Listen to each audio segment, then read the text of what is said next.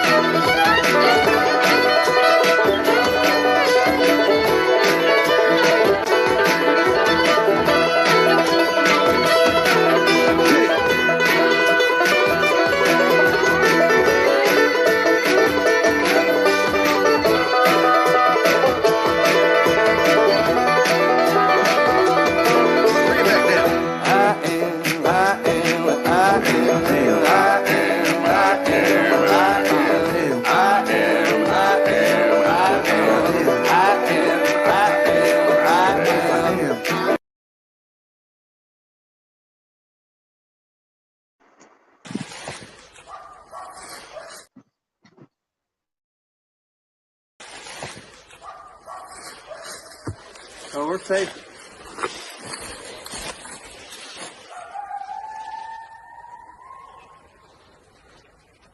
I got a good rifle in the house, like a semi-automatic.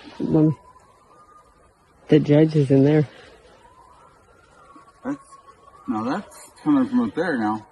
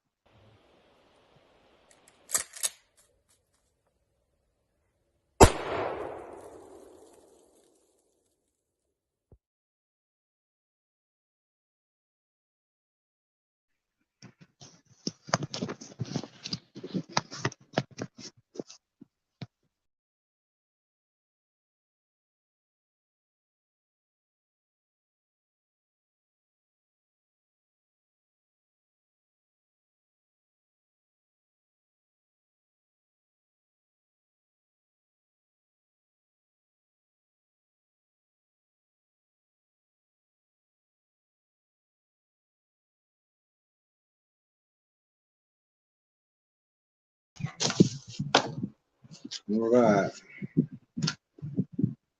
Hello, everyone. All right. Looks like we're back. Hello, Miss Q.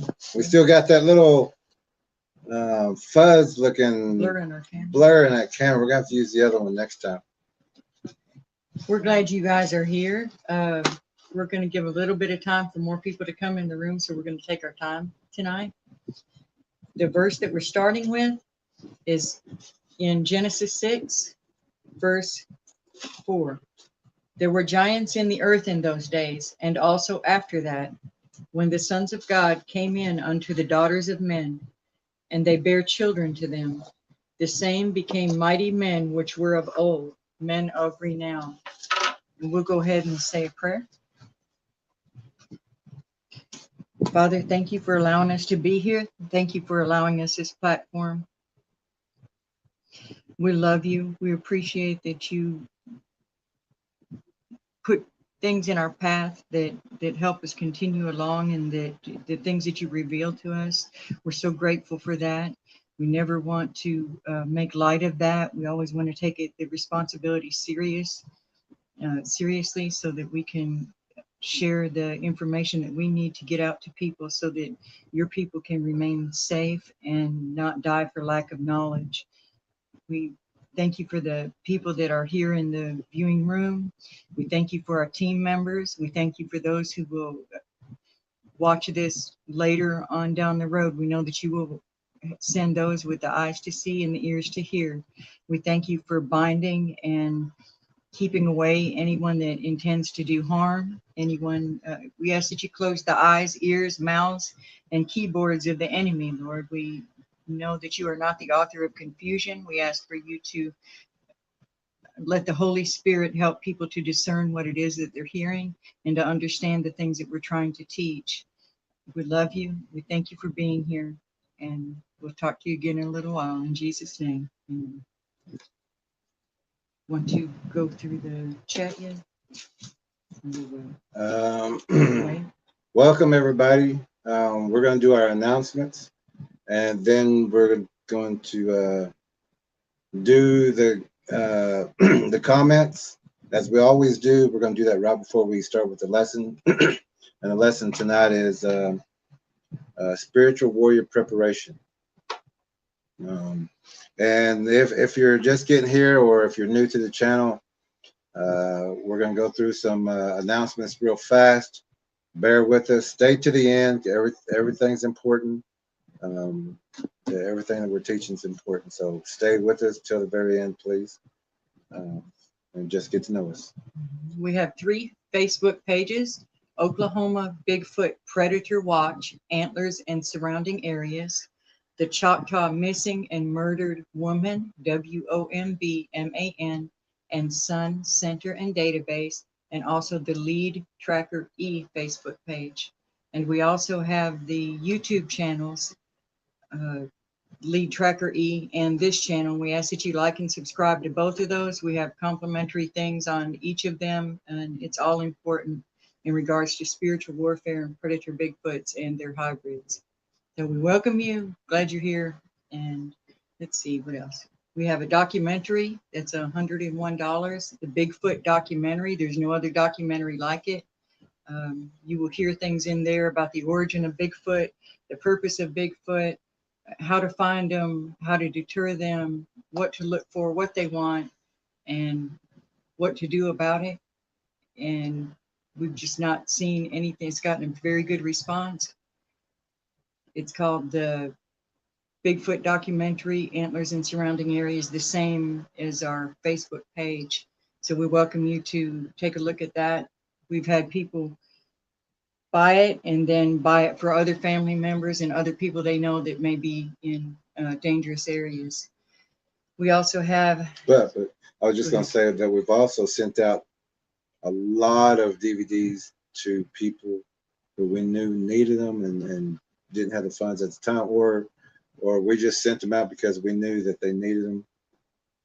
Let's see. But the Bigfoot documentary, the information is in the details also down below, and there are photos of Bigfoots in there. There's Bigfoots in the trees moving in the video, translucent Bigfoots, how to look for those, where to look for them, and things like that. It's a one-of-a-kind documentary. No other documentary has anything like this in their documentary. We didn't waste any time with, like the scenery shots or getting to know, the whole background of everybody. We just gave you the information that you needed also. And then the new book. And our new book, the Bigfoot book. It's called Predator Bigfoot and the Spiritual Warrior's Path. That's $25 on PDF right now. We're going to try to get that on Kindle or a soft cover, and hopefully both by the end of the week. So we're going to wait for that. We're just waiting for the back cover to be finished, and that will be up. You're going to need to see that or read that book. We do know that people, and we have helped a lot of people with deterrence techniques and things like that. But as far as the things that we're talking about tonight, especially with the warriors, you do need this book. It will save your life out there. It has saved lives already. And some of the people in the book will tell you certain things. But that is $25. Everything is in the description, the Patreon, the Cash App, and PayPal. But also, if you want to support the channel, the Patreon link is also below. You can support with whatever you would like, and get the latest updates of everything that we're doing. We do share other information on Patreon that we don't hear. Here we have our lessons and where we help other people who have activity right now. And like I said, we're at 100% deterrence activity, Bigfoot activity percentage right now. Every place that we've helped, we've deterred Bigfoots, and they've moved on to other places. But we're going to be talking about things like that tonight also.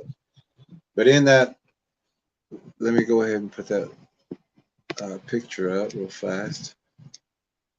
But this new book will be out.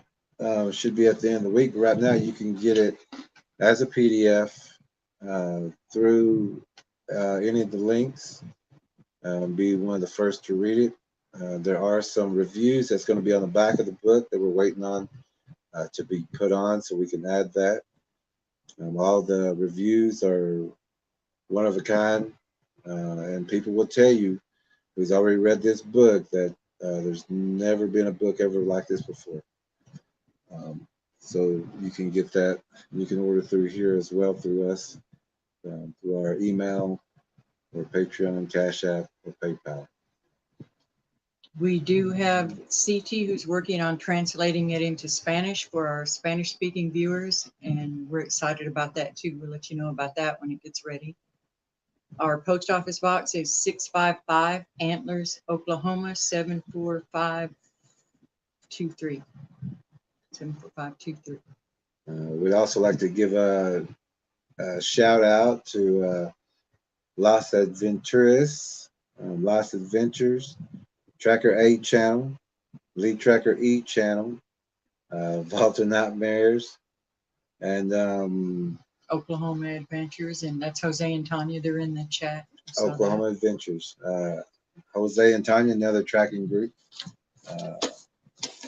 Let's see. It's all the shout outs that we have for tonight, I believe. Yeah. If you've never watched this live stream before, the way we do the lessons, we'll greet everyone in the beginning. We welcome you to greet each other, get to know each other a little bit. But then then we'll run through the comments. And when the lesson starts, we ask that you just be respectful and save all your questions, take notes or something, and save your questions to the end. And then we'll open the chat up again, and you can put your answers or your questions in there. If you have them, keep them related to the lesson for the night. Tonight, we're talking about preparing spiritual warriors, and we'll answer those at the time. Yeah, so this is not an open channel. This is a tracking channel. That's how it started. This is for our trackers, but it opened up to people who wanted to view and listen into what we were talking about and all the information that we're sharing with each other. So it's not an open forum. So in the chat, we don't have people talking about things that don't relate to the topic or the lesson of the night. And we really prefer it if you save your questions about the topic for the end. And we do have monitors, and we do appreciate the monitors who will help us keep track of that, because a lot of times we're just doing the lesson. We're not reading the comments. We do that at the end. And when people talk about other things, it distracts other people from what we're teaching. And there is a difference between listening and hearing. Listening is having your complete attention, You listen to what we're saying, the pictures that we're showing and hearing. You're probably working with your phone, typing, watching TV. You got kids running.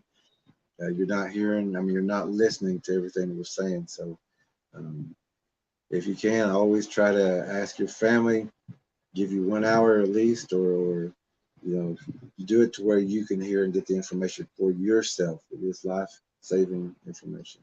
It's happened more than once. It's something we've talked about on the live stream or one of the videos. Within a short amount of time after that, someone has had life-saving information that they would have missed if they had gotten distracted during the stream, and it's come in handy. So we count on that, and that's why we don't want to be distracted and forget to tell y'all something.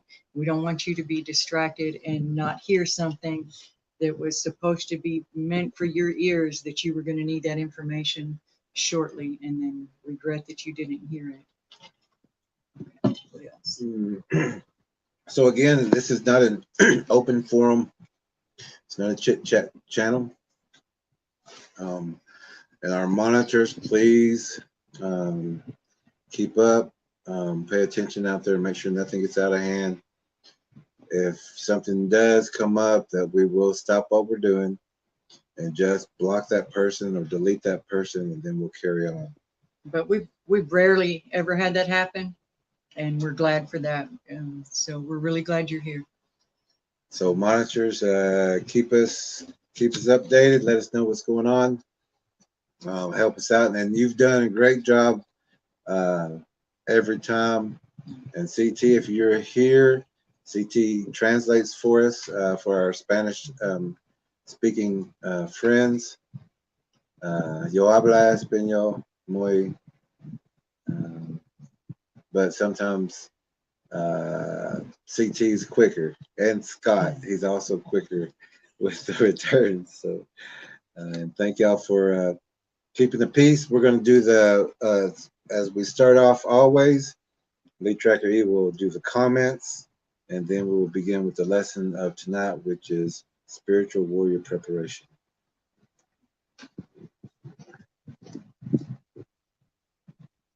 Oh, there's a couple. Tennessee, Kentucky Bigfoot is here and says, "I'm not Judy." Not Judy. Hello, Tennessee. Says 7 likes and it hasn't even started. Face turquoise covering eyes. Oh, is it? We can't even see that. Henry White is here. Hey there, Henry. Henry. Las Aventuras. Jose and Tanya are here. Hey, guys. And we will get together again soon. It just didn't seem to happen this last weekend. Yeah, let us know. Linda from Texas says hello, everyone. JR. Hey, Stay JR. cool, Linda. JR, thank you for those good compliments that you've been sending. Yeah. Thank you. Bob is here. Thank you for the book review, Bob. Thank you, Bob. Hello, fellow trackers and warriors. Bob sent us a great review from the book. Yep, from the far north up there. D. Good. D. Glad good, to see you. Yes, very glad to see you, Andy. Topper, if you're there, then hello to you too. Yeah, and all the puppies. Linda says hello, Jerry and Ella. Hello there. Junior's here with us. Linda, Junior, all right. We got people all across the country. All right. Let's see. Junior saying hello. Tennessee, more greetings, more greetings. Junior Warrior. I think he said they made it on time or something. We made it on time. We made it on time for once. Hand purple blue piece. Let's see. Sheila. It's skipping ahead. There we go. Sheila R. Hey, Sheila. Sheila, how you doing? Says hi, Jerry and Tracker E. Logically insane. Logically insane. Hey, all my favorite friends that beats watching any TV, movie, and mainstream shows and topics. That's right. Thank you. Ahead of the game. And it had to come from someone who is called Logically Insane. Yep. You're at the right channel. I think I know who that is too. Scott's here. Hey, Scott. All right, Scott. Eddie Patch is here. Patch is here. Hey, all right.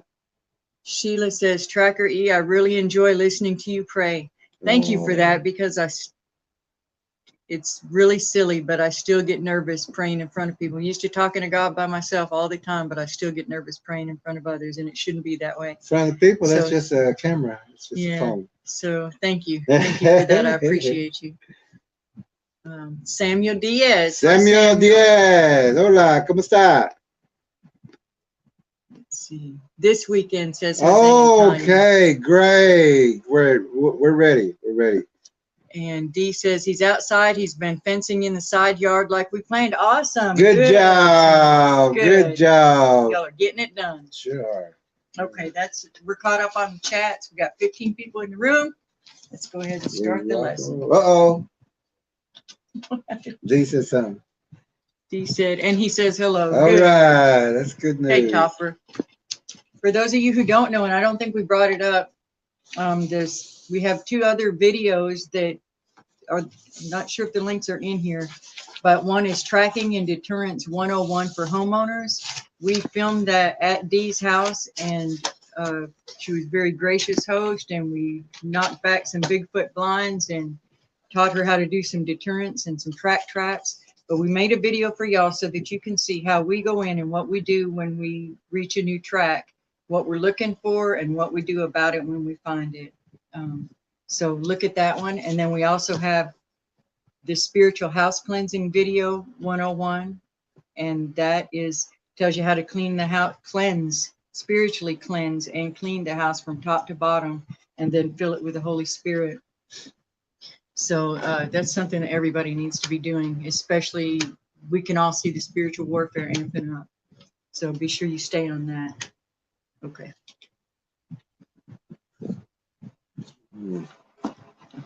So today we're training, more training. And if you've been with this channel for a while, you know we do a lot of training, giving information out of what we need our warriors, our trackers to know. And like we said, this is a tracker channel, so this is information that we would be giving to other trackers and warriors who would be listening and wanting to learn. Harper says, hey, brother and sis. All right, Harper. Glad you're here, Harper. Junior says, don't forget to smash the like button. Yes, thank you for that, you guys. We didn't think about that, but also check your subscriptions also. They've been taken off, and we've been shadow banned, so it's very hard to find us on YouTube also. Even if you're typing it in. But we have noticed if you type in the Bigfoot E, guess who pops up? Yeah.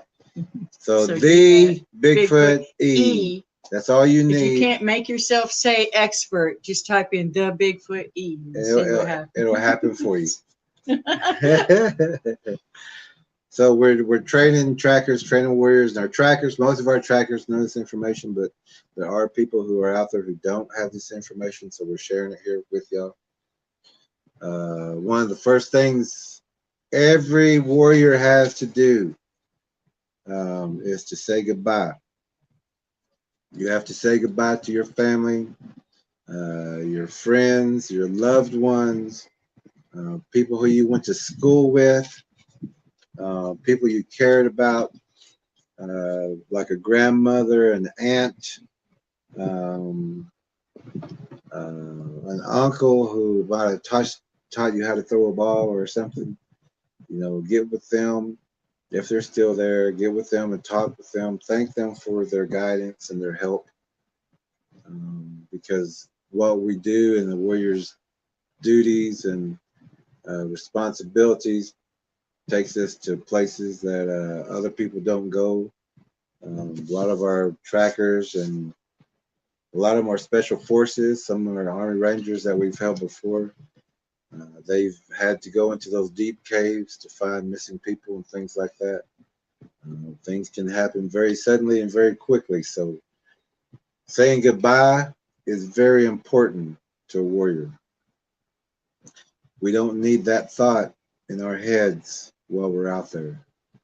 If something goes down, you can't be thinking of, oh, I should have told so-and-so that I love him. That leave nothing unsaid. Leave nothing unsaid. Forgive people and ask for forgiveness if that's the right thing to do. If you hurt someone, ask for forgiveness too. Go with a clean conscience where you go. You could be just going to the grocery store. It doesn't even have to be as a tracker. We all know that you can be snuffed out like that. We don't know our time. So be ready at all times so that you're not hesitating at that last minute, like Lot's wife looking back, wishing that you had said or done something or apologized for saying or doing something. Take care of it now.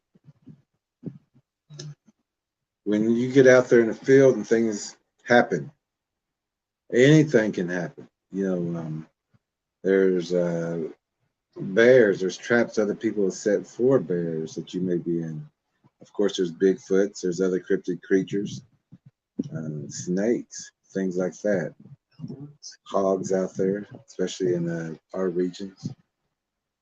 But you can't have that thought in your head. You have a responsibility. You're out there for a reason. You've been trained for that reason. You have to say goodbye to everybody. You don't want to leave anything unsaid. You don't want to have any regrets. You don't want to have any ties, anything that's going to hold you here. When it's time to go, it's time to go. You've done your job, done your responsibilities, you go. You don't need to hang around. You've done everything you were supposed to do. You trained. You did everything you're supposed to do. It's time to go. When it's time to go, you go. Don't hesitate. Don't look back. Don't, when you have no or anything to be questioned about, you go. Have your deliverance before you do all this. But saying goodbye is very important. And also just talking to God, keeping that relationship sharp and talking to him all the time too. See, he knows what you've done, so go ahead and talk to him about it and ask him to help you clean up. Don't leave those things unsaid either. The warrior's biggest mistake. Thinking they have more time. Thinking we have time. So you do everything now. Nothing is left undone. That's even the projects around your home. Don't have projects. Go and finish one project. Move to the next one. Finish that project. Go to the next one. Finish that project. Don't be all over the place. You'll never get anything done. And that trains your body and trains your mind to not finish, to not complete. You need to train your body and your mind to always complete each task. This also has to do with the spiritual world. Once our task is done here, we move on. We don't try to figure out what we need to do and I need to do this and do that. You're getting caught. You need to go. You need to finish one task and move on. The way society is designed is to make us scattered. Every other person now, it said it just about has ADD, and it's on purpose. The way the lights are, the way the music is, the way the videos are cut, everything is meant to give us a shorter and shorter attention span. And so it helps to really stay focused if you get one project and finish it all the way to the end. I struggle with that less than I did, but I struggle with it more than he does. Maybe write it down or make a list of the things you need to do. Stick with your checklist.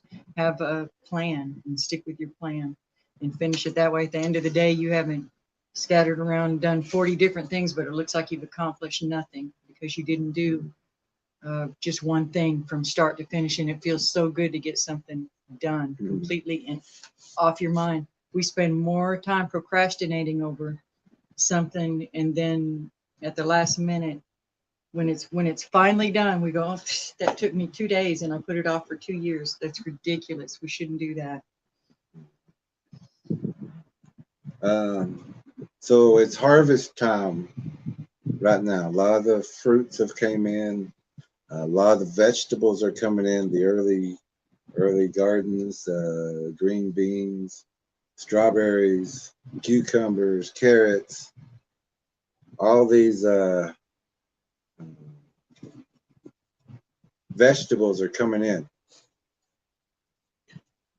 During the harvest time, and The harvest time Bigfoots, these Predator Bigfoots, these Predator Bigfoot hybrids return. They make their rounds, and we've talked about this. We've also talked about how they will take a person from this area, go way over to the next town, take somebody from there, and go way over to this next town, maybe even next state area, take somebody there. We'll only return back over to here for 5, 8 years. Now they take another person here, then they take another person here, and they do the same routine. You do it like that, people don't raise Cain much. Oh yeah, that I remember someone got taken or missing 3 or 5 years ago. Whatever happened to so and so? And when that happens, nobody raises an alarm. They do this also, these Predator Bigfoots, with the harvest, with the gardens, with the foods, to the gifters. They do return. All these predators also, the Bigfoots, the main Bigfoots, they follow the rabbits also. And if you have the book, you have the Legend of Tom, where it talks about the rabbit or down the rabbit hole, and that the predators follow the rabbit. It's the same cycle that's happening right now.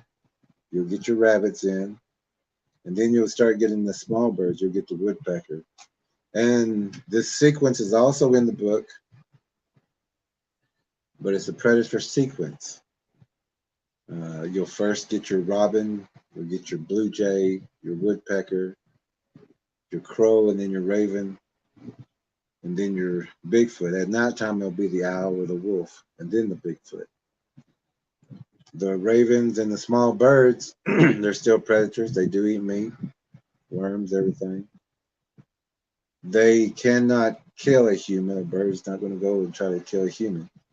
But that raven can perch and call in a predator Bigfoot or a couple of predator Bigfoots. That there's a hiker out here, a camper out here, there's food out here. When birds do that, when the ravens do that, or the crows do that, even a blue jay, you have to get those birds out of there. Throw rocks at them, throw sticks, shoot at them, shoot them if you can. Those birds are saying food is right here. They're saying, I can't take it down, but let's call a Bigfoot in. They're going to be camping tonight. Then here comes the owl, here comes the wolf. But those predator Bigfoots are right there with them. When we do see the bird language, when we see them circling overhead, we will tuck up against a tree so that they can't see us. We get still and quiet so that they will move on to a different area because they are the snitches of the forest. We have a...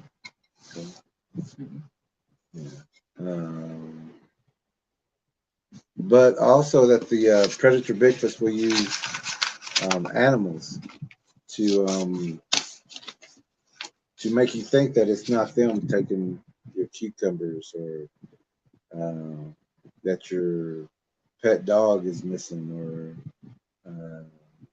your chickens are missing or the animals or the squirrels are missing. You're going to have distraction animals is what we call it. You may be hearing a noise outside, and some of these Bigfoots will carry a rabbit, they'll carry a squirrel, they'll carry mice, turtles, and things like that.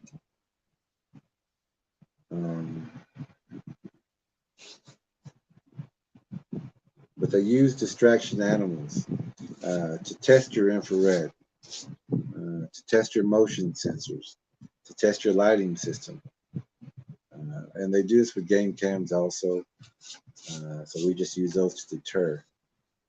But also in this harvest return, this harvest season, they're not just harvesting from your garden. When these predators show up, take your pets, keep them inside. Your livestock, make sure they're locked up every night and secure. Make sure your chickens are in their chicken thing. Your rabbits, make sure they're in theirs. Make sure All your pets are secure. It's called free food, really. Anything out there, when they come through harvest time, they like the vegetables, but they like meat. They like blood, so they're going to be looking for animals, pets, dog food, scraps, trash, and things like that when they come through. But they're also harvesting energy. This is when you're going to also have a lot of shadow people reporting reports in your children's rooms, shadow people, disturbances, and things like that. These harvest times are also equinox times. They're also like the religious times, solstices, equinox. They feed off of feelings and energy also. So, when it comes to Christmas time and the whole family didn't come in, or there's a loved one that passed a year before, or, that trauma and that grief is there, anger is there.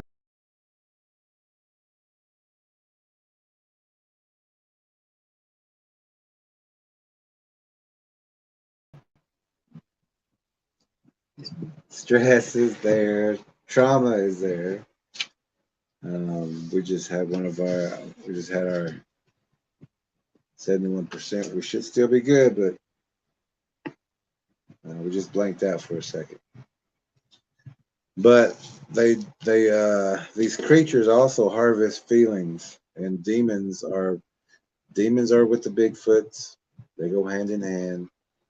So you've got demons traveling with Bigfoots. Some demons are inside the Bigfoots.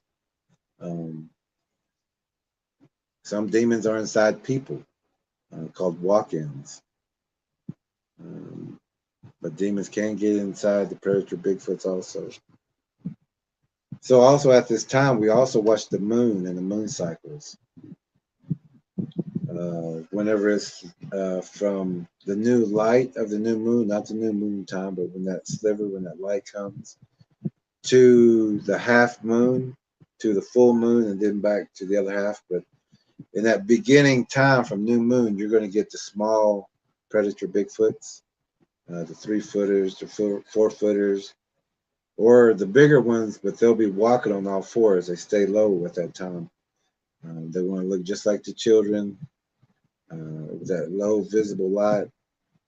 When you get to the half moon or the full moon, you're going to get more juveniles, but there'll also be a lot of bigger ones that will be on all fours also to look smaller.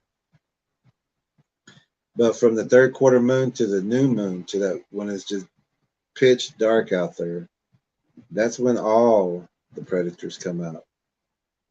Every size, every dimension, every configuration, they come out. There's no size limit at that time.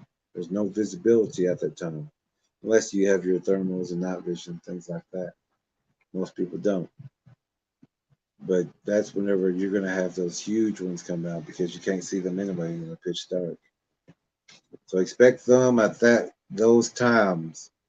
Keep your areas well lit. Areas well lit, and your deterrents, and also, did we do a deterrence video? We talked about it, the tracking and deterrence.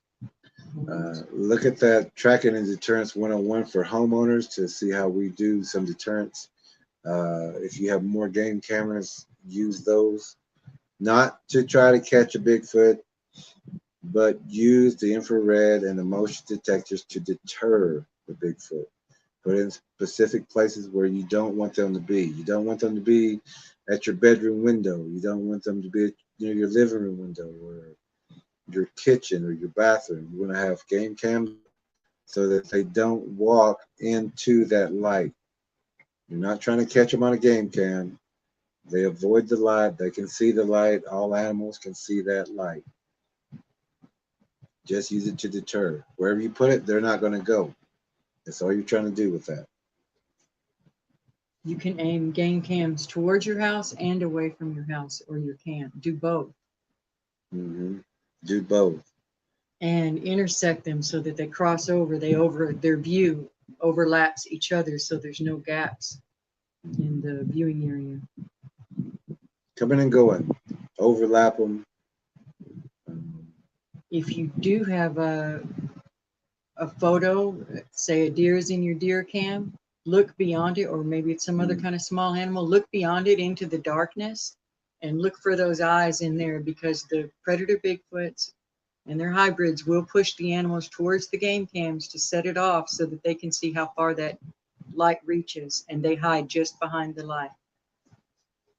But you will see their light. It'll be in the darkness. It'll be way back there. Yeah. But they're monitoring how far that light goes, and you'll see that pair of light, and that's where they're going to be walking. Play with your contrast. And also in the morning, go out there to where you see those lights and mark it, and you'll see how far it is. What we do sometimes, we'll wet that ground as far as that light goes, because they will tightrope around that light, and you will get tracks that way. But look for those eyes, then go look for them in the morning. Don't go out there at night ever. In this training, warrior training, we have to understand that eternity is right here, right now. It's right here in front of us. It's that close to us. And that's why we say goodbye. Eternity is right now. It can happen any second.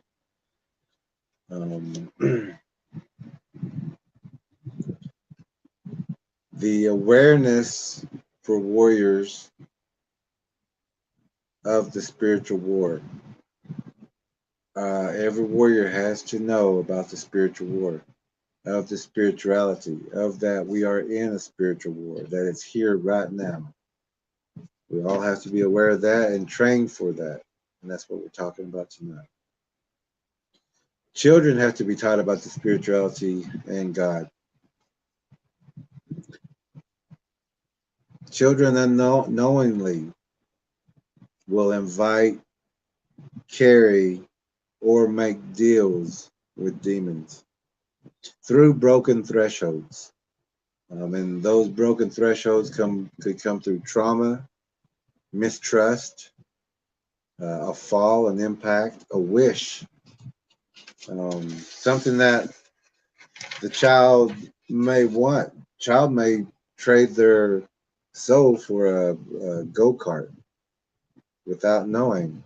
If you've not been taught this, and you've seen TV or movies, you'll know that your words are powerful. But the children don't know how powerful the words are, and what they say will happen. Even the music, these are spells that are being cast in some of these songs. You have to be real careful of that and teach your children. People, go ahead. I was going to read Ephesians 6:12. For our struggle is not against flesh and blood, but against the rulers, against the authorities, against the powers of this dark world, and against the spiritual forces of evil in the heavenly realms.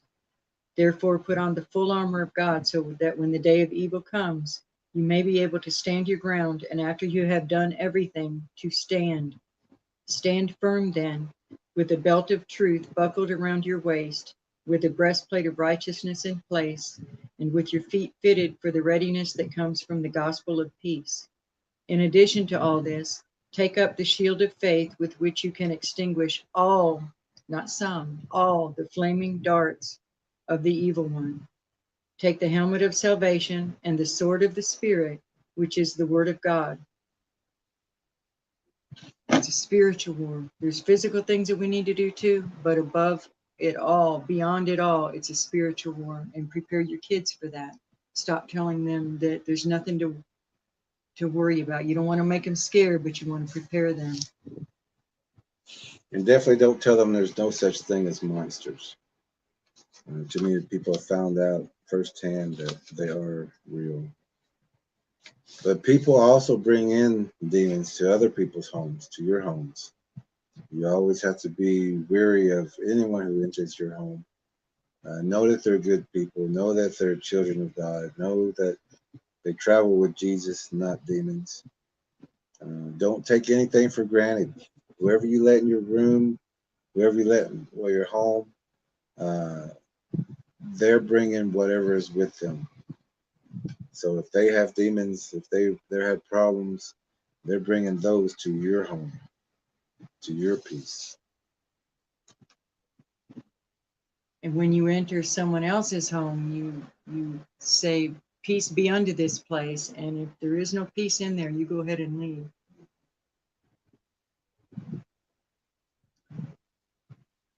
Oh, I just thought I heard You heard something? something.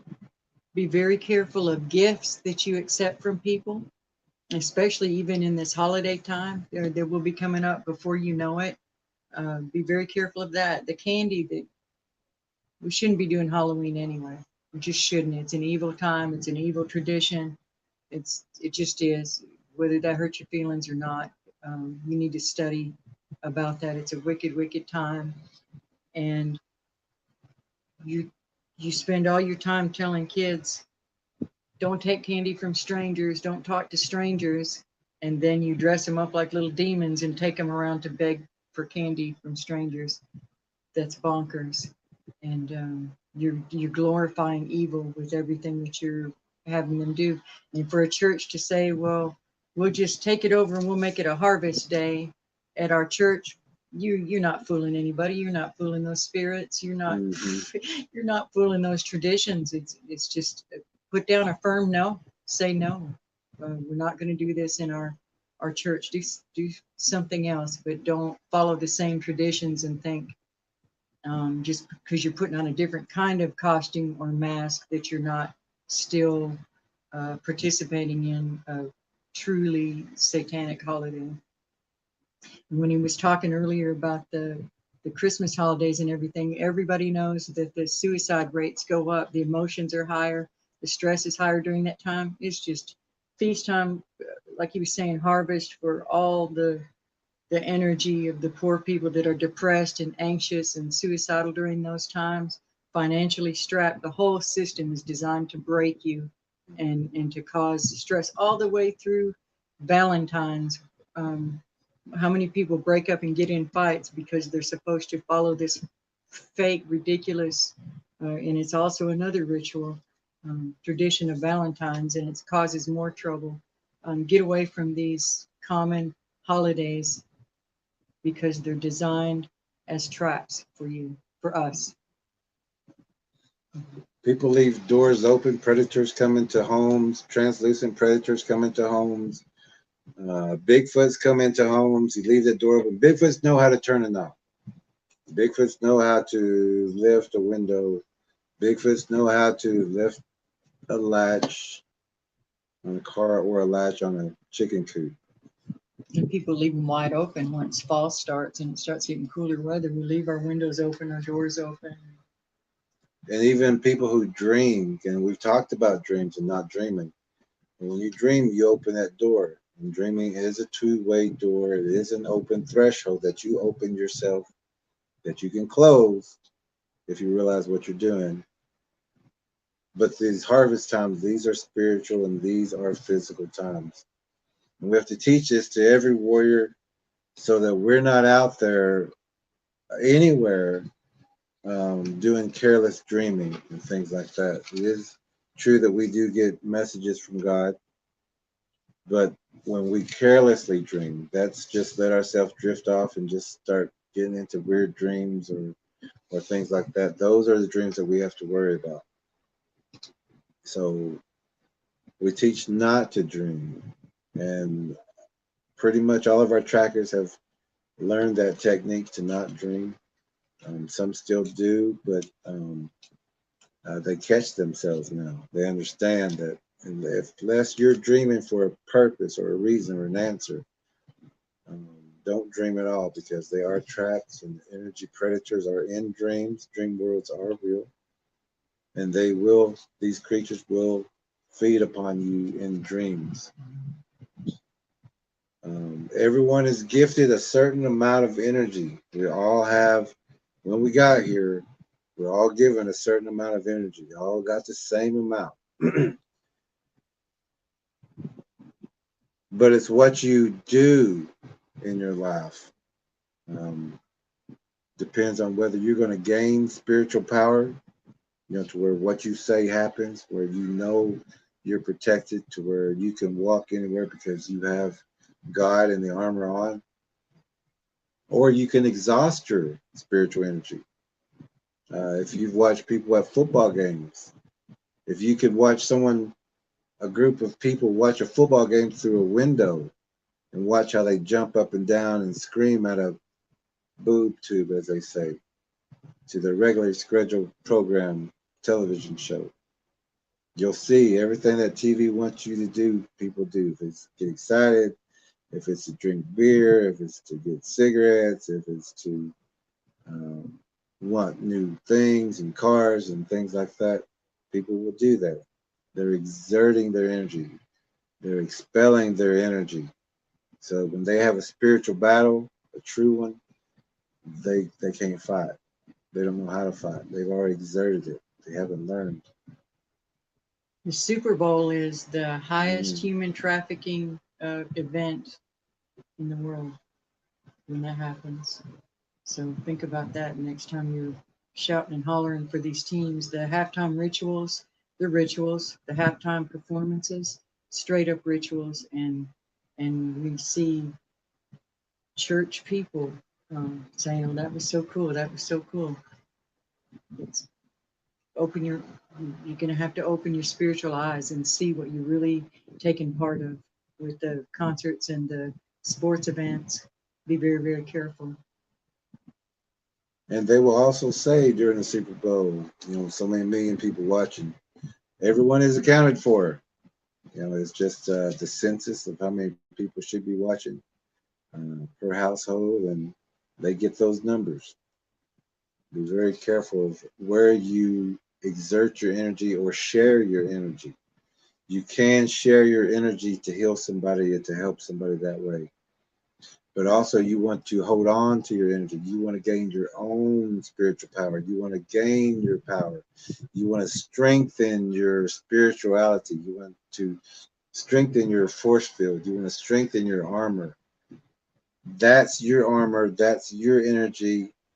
And it's up to you whether you're going to get stronger or you're going to be easy prey. You're going to exert your energy on anything. You're going to be weak spiritually because of that.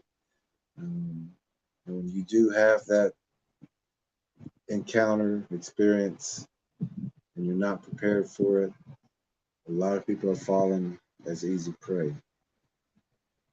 Each warrior will have our own battle, spiritual and physical. You're going to have your physical battle and you're going to have your spiritual battle.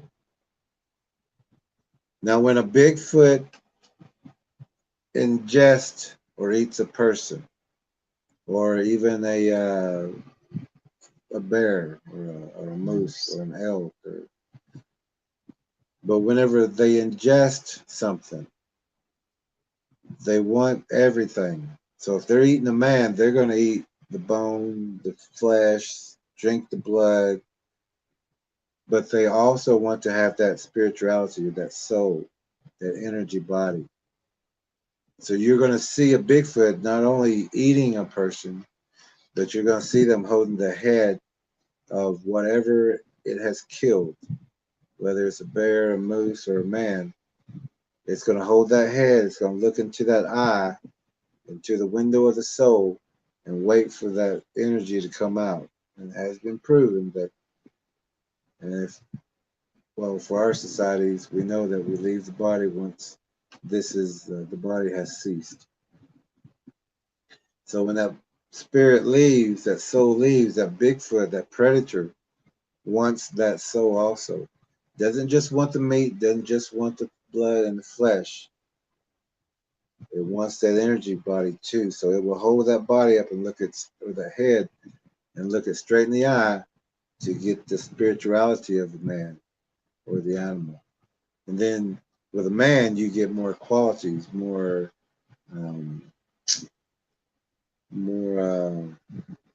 traits of a man, to be more man-like or to act or to think more like a man.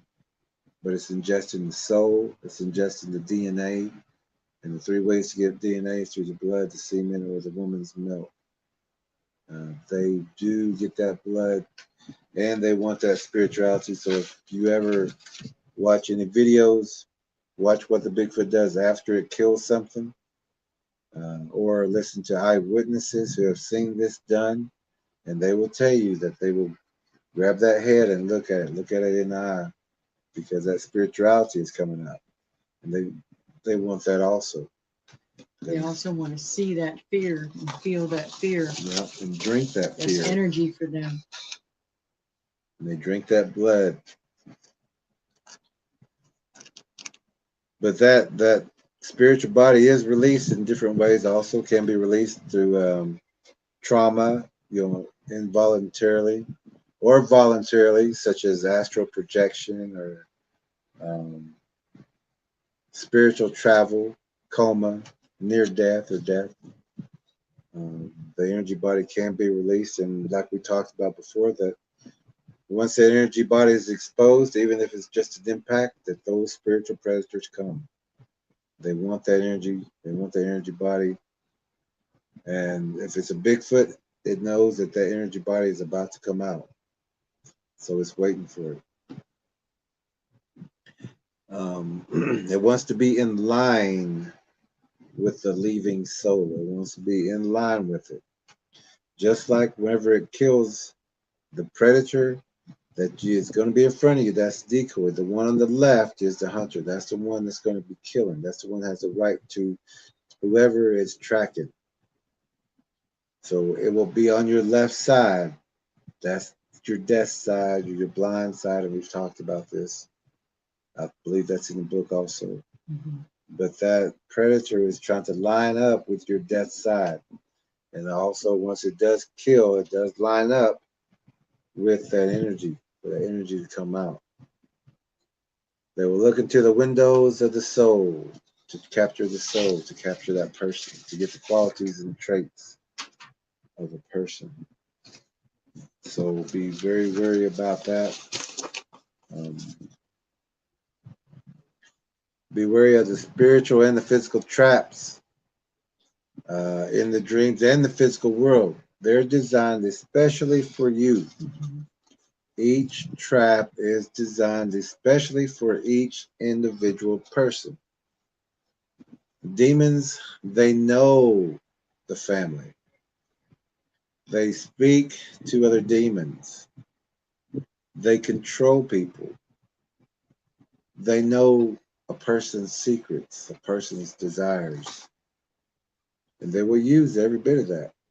When you think that it's your aunt that's coming to visit you that has passed on, that's not who that is. That's a deceiving spirit. You've had monitoring spirits that have familiar spirits that have followed your family line through the generations. They know more about you, your family, than you do. They know the secrets. They've been watching. And when that person passes on, they whisper to the next one, and then they just move. They direct their attention to the next easiest prey in the family. So be very, very careful of that. Do not, grief is an opening in the armor. It's a chink in the armor. It's one of the best ways for spiritual attack, because you're wide open.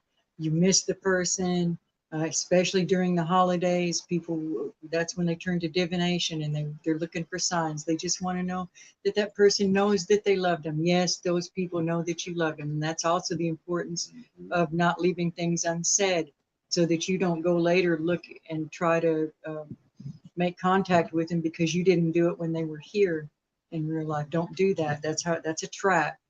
Grief may be your personal trap, or guilt.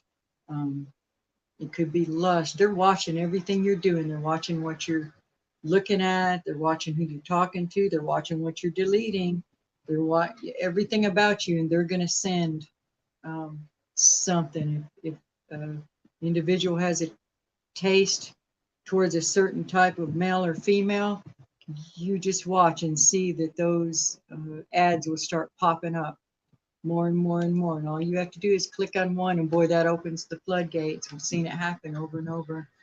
Those traps are designed especially for you. It may be about your ego. It may be that you need to have your ego stroked and be told how good looking you are all the time. That's your trap. Somebody's going to come along that's going to tell you you're good looking, and that will lure you away. Or maybe you want to be told all the time you're super smart. That's your trap. Maybe it's a hobby. Whatever it is, look at yourself strategically and see what your weaknesses are and pray about it. Ask God, show me where my weaknesses are. Show me what's here that's opened this house up to attack. Show me what I need to see, and he will show you every single time. See the traps in the spiritual, see the traps in the physical world unfold. See the traps in dreams in the spiritual world or in the impact situations. In the physical world, people set up people. Predators will set up people. People will set up other people all the time. But you'll see things that will give you inclinations or like we was driving one time and this white paper sack just started floating across the road. And so I had to slow down or I would have hit that. So I, said loudly that, oh, we got to slow down. There's something coming. White paper sack went across the road. That was the sign. Came across over the hill and there was a highway patrol sitting up there with a speed trap. And so past that one, and we said, well, let's keep it this way. We've been told to keep it this way. Went over another hill and there was another one. So it would have been another trap for another to catch a person who thought they got past that one. So you have to watch these things unfold and see how things unfold in the physical world. People will set up people, but Bigfoots will set up traps, drop traps, fall traps, things to impel people. Demons in the spiritual world, in the dreams. Demons get you to be excited, to show you a naked male or a female, to have you in some kind of exciting adventure, be hang gliding, something that's going to draw your attention, draw your energy out. War, battles, fights, and I was the biggest fall guy for that, because I used to, in dreams, I was ready for battle, and that's where I thought I was going every night. We're going to a battle, all right. I was always ready and always had a weapon, but I didn't know that I was giving the demons and the predators, the spiritual predators, the spiritual energy predators, exactly what they was wanting. So while I'm battling in the dreams and fighting, I'm exerting all that energy, and they're feeding off of that energy. And when I come back, I'm tired. The next day, I'm tired. And I'm thinking I'm tired because I just had a good battle, a good fight. But I didn't realize at that time, the reason I'm tired is because I exerted that energy, and those predators were feeding off of that open threshold that I gave. That threshold's not open anymore. It may be sexual dreams. You may think it's harmless that you're having a dream about who, pick your movie star of the month. And you think that that's harmless if you're having sex with them in your dream. But what's really happening is that's a spiritual spouse. That is a demon that's sending that. That's a demon that's draining you. That's also it's not cool. Train yourself to say the name of Jesus or Yeshua in your dreams. Say the name of God, to just get out of the dream. Once you do get out of it, get up, move around, get up, go wash your face, do something so that you don't just turn right back over and go to sleep. The demons that attack in your sleep that have sexual relations with you are incubus and succubus, depending on whether they appear as male or female to you, and those are not harmless. The wet dreams that are in the movies, they have all these coming of age movies where they make big jokes and they're encouraging teens and kids to do all these things, and the kids don't even know that they're being open for spiritual attachments, and those lead later to poor relationships, to pornography, just to a lot of harm. You don't find the right partner, or you don't find any partner at all because you're still linked up with this spiritual spouse that's been attacking and draining you. They don't love you. They're demons. If your eyes were really opened, and some people have been in the middle of intercourse in their sleep with these demons, they're thinking it's the good looking so and so, but when their eyes opened up for that moment, they're looking at a, just the hideous monstrosity. It's, don't go there. Don't go there. And these are also things to talk to your kids about if they're at an appropriate age for talking about that, or if you get the opportunity. But leave the little ones innocent. Also, see the divine orchestration, see the divine intervention, and do not overlook or disregard the orchestration or the intervention. Acknowledge the guidance. Everything is orchestrated. Just going out that door on that day at that certain time is orchestrated. If you're in sync, you have truth with you. You do you have trust in God. You do everything that you say you're going to be doing. You're going to find that everything is orchestrated. There is even just the other day, we had to go and do some things, and it was just so divinely orchestrated that we wasn't prepared to meet some people, but at that time it was so orchestrated that we didn't make that connection time. It was just like we just, but we talked with those people later and let them know that we didn't have that time to talk because we had to be in another area. But just the way everything was orchestrated, it worked out to where we didn't have to talk to these people at that time, and we let them know afterwards that we was already on our way to another place, so everything worked out. It's just the way everything works. Always acknowledge that. Talk about it. Like us, we'll say, "Did you see that?" That's how that works. That's how that works. We'll say, "Well, that's how that works." And you're given enough energy and protection to cover what your task at hand is, and you don't get all scattered out. Like if you say, "I have to go to town and do A and B," you don't go to town and do A, B, C, D, E, F, G, get all scattered on it, because you're not going to have that smooth flow of energy, that smooth flow of protection, and just staying in the rhythm, unless it's God telling you to do specifically, and he's telling you to alter your course. You stick with your plan of what you're doing. Don't get scattered. Get there and get back. This is particularly important for trackers.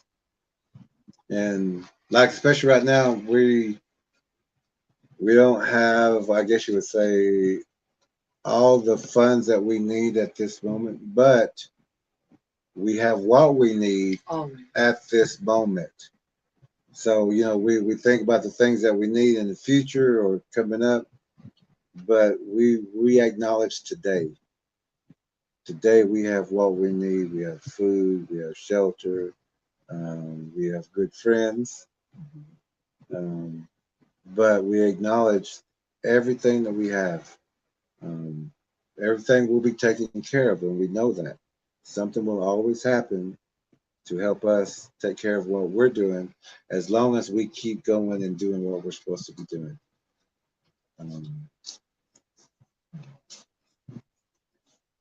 So acknowledge. Gratitude is a huge weapon. Gratitude is one of the best weapons. Praise and gratitude and worship. Noticing what he's gave you and given us and being thankful for it. It's a powerful, powerful weapon. Yeah, be thankful every day. I was talking to a friend the other day, and we looked out the window, and I said, "We see that?" And our friend said, "What are you looking at?" I said, "Well, it's a beautiful day." And my friend looked out the window, and he looked at the sun, and looked at the trees, and said, "Yeah, yes, it is." And we laughed about that. But we have to teach everything, teach it all to every warrior, every spiritual warrior. You're all going to a battle. We're going to battle. We've already been through some battles. We've been to places that we wouldn't want people going to. We wouldn't want people going into those traps, those caves, those ravine traps, where the spikes are, where the predators are. With that book, the new book, The Predator Bigfoot and the Spiritual Warrior's Path, that gives you a lot of information so that you don't run into those situations.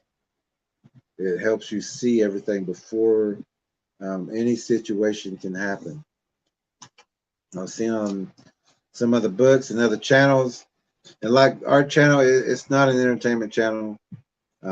If you want to hear stories and things like that, the only way you're going to hear a story is if it's like one of our stories or a guest who has a situation that we need to know that story. We need to know what's happening right now. But we're not a channel where you can write in and we'll read your story off.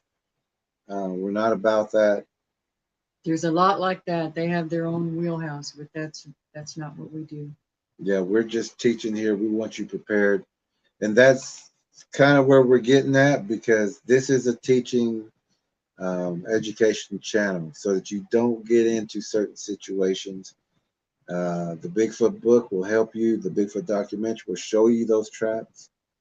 If you can, get that book, get it for your children. If you got a young warrior, which your whole family is supposed to be warriors, every man, woman, and child is supposed to be a spiritual warrior for God. So everyone needs that. Teach them to be strong too. Teach your kids.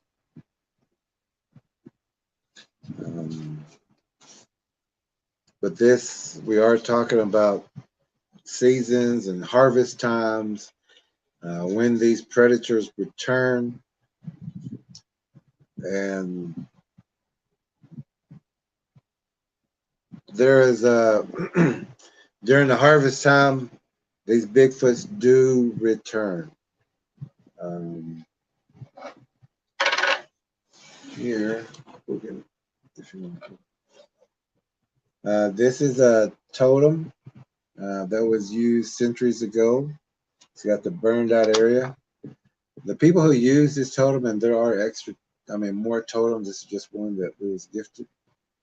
But this is hand carved. It is a Bigfoot face.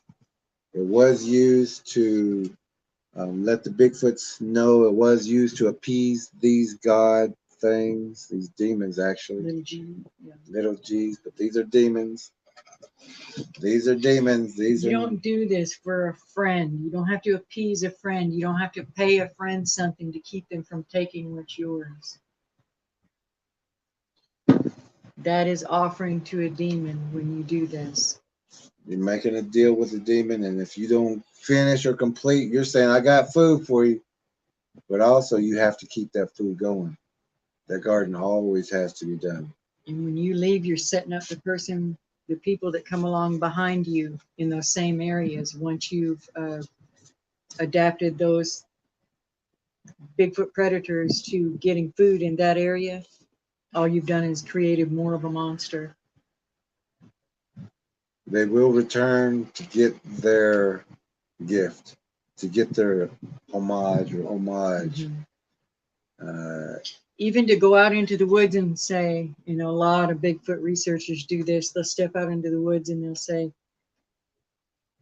I don't mean you any harm. I'm just here to look in the woods, and I don't mean you any disrespect. No, you don't do that with a demon. You don't walk into a demon-infested house and say, I don't mean you any harm. I'm just here to do what I need to do, and then let me go. And no, you don't.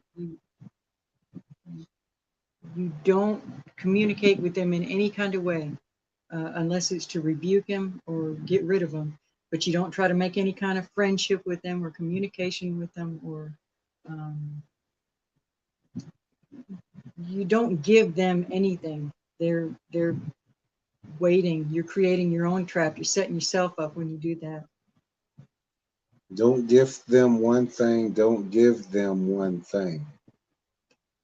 That's how it starts. And they know gifters, and they know that food is plentiful with gifters. Food is around gifters. dog food, scraps, gardens, pets, livestock, and people. Gifters are food. Gifters are food in the pantry, as we say, because they always bring food. They're always coming. And the Bigfoots know where those gifters live. The gardens are to appease the demons. They're to appease. You're going to see gifters, and some people may even still be making these totems and doing this for these demons. But they also, to test those monitors and things like that, if you've got hot wires and things like that, they will use animals for destruction or for normality. Raccoons, squirrels, rabbits, coyotes, mice, snakes, turtles. They're going to be taken from your gardens, little by little. Fruit trees that are abundant, or even pecan trees and things like that.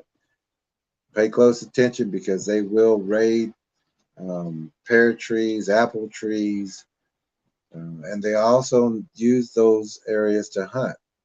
They know that also when that harvest time comes in, deer go to the apple trees. The bears follow the deer. All these animals try to come out and get a free, easy meal, but these Bigfoots are also waiting for them. That is a trap area. When the berries come in, that's a trap area. Many berry pickers have been missing or have went missing. So people are also trained by sound and signals, bells, commands. People let their reasoning interfere with what they're seeing. And people are pre-programmed for a response. So we was talking about today, if I was to say,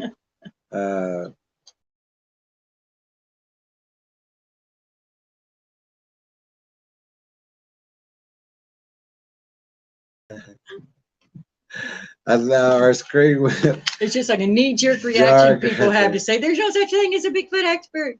Then that's a pre-programmed response, to say Bigfoot expert. They're going to say, there's no such thing as a Bigfoot expert, and blah, blah, blah. And that's only been recent, the last several years, because you can look back in the 80s and 90s, there was all kinds of articles and things where they would say Bigfoot expert for different ones. Jeff Meldrum was one that came to mind. It's just, an expert is somebody that knows has invested a whole lot of time into learning about a subject.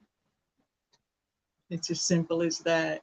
And I was also talking to a person the other day, and and they at one time, I know, kind of mocked that that we had talked about being Bigfoot experts. And so we talked with that person, and they were even talking about how nobody can get past that, that there's no Bigfoot experts and things like that. But I brought up the topic of that. I've been questioned. I've been interviewed by professional trackers. I've been interviewed by Bigfoot groups and things like that. And so I also said that if we can get a big panel of some of the world's best researchers or whatever, and just have a little talk of test our information, test our knowledge. Let's find an expert. And that's the best way to find the expert, is to get all the best ones together and see who has all the information, who has more information than the other ones. That's the one that's going to be the expert or experts, the one who has all the answers to the questions, not the one who's going to give you opinions or maybes, could be's, I think, and things like that. So we should also have that one day. But warriors do not have habits, routines, and schedules. can't be predictable. If you're predictable, you're prey. You're easy food. when we're talking about being unpredictable, we was also talking about today about the pipelines. That last year and a couple of years back, there was a big push to stop the pipelines through Indian reservations. I was a part of quite a few of those. I was also the last man standing at Standing Rock, North Dakota. I don't know if you know about Standing Rock, but I was the last man standing there. So you'll never see an ending film of Standing Rock unless it's a story about what we did. But also during that time, I was also offered $3 million a year annually if I was to shut up, step out of the way, and never oppose any of these pipelines, never oppose anything ever again. That was 39 or 36 to 39 million dollars ago that I didn't take. I wouldn't accept that. I couldn't turn my back on the people there, much less everyone. And I just knew I had more things to do, and that money wasn't worth all the destruction that would have came with it if I had done that. But the Predator, but one thing a lot of people don't know, which you should know, is that Predator Bigfoots and their hybrids have routines, habits, and schedules. You can use that to deter or to destroy or to make the Predator Bigfoots easier prey if you want to trap or to kill. Always let them make the first mistake. Let the predator make the first mistake. Their routines. You know, like Twilight, they came in. They have a shift change. Dusk and dawn. Dusk and dawn. They come through harvest times. They come through the equinox times. They come during trauma times. If you got a family yelling and screaming, expect Bigfoots to be at that house. Set your things up there. But with their routines, habits, and schedules, you can also deter. You know which way they're coming in. You know what time they're coming in. You know if they're going to go by the window of that young lady, or if they're going to go by the bathroom or underneath the kitchen or even underneath your house. Their routines and their schedules, their habits. You can trap them if you want to trap them. You can kill them if you want to kill them. They're not hard to figure out. Same patterns over and over. People keep giving them credit for being so brilliant. They're really not. It's just the same thing. Every place we've been, learn your prey. Learn everything you can about spiders. Learn everything you can about Bigfoots. Everything else will fall in place. Just learn those two things. With these habits, routines, and schedules of these Bigfoots, you can use that to deter them. You have to keep the Bigfoots guessing. Disrupt their routines. If they're coming in at a certain time, that's twilight time, put a game cam up there. They're going to stop. They're going to try to go around it. Put another one up there. They're going to go back the other way. They're not going to go in front of that light. They see it. You will get animals because they will use those animals to set them off. But the more you disrupt their routines, their habits, and their schedules, they're going to go find easier prey. They want like any other predator. They just like any other predator. A human predator, same way. Their entry and exit points. Use that infrared. Change it up. Electrical fences. Use those. Mirrors. Use mirrors. They don't like mirrors, but have a light to where it will shine off. If you got a game cam, have a mirror set up this way and use that game cam. When it clicks, it's going to set off this way if they throw a rock, but it's also going to hit that mirror. Then blow your mirror up and see what's behind that game cam. We had some trackers do that. Tracker L, Team L. They got some footage that way also. You can also put a mirror in your windows facing outwards. If you know that they're looking in a window, put that in their window behind the curtains, and they don't like that at all. They don't like to look at their ugly selves. No. And you'll hear them snort. It's like 100 man snorts is what you'll hear. It's like you'll hear that because they're seeing their self in a mirror, and they don't like seeing that. Also, you can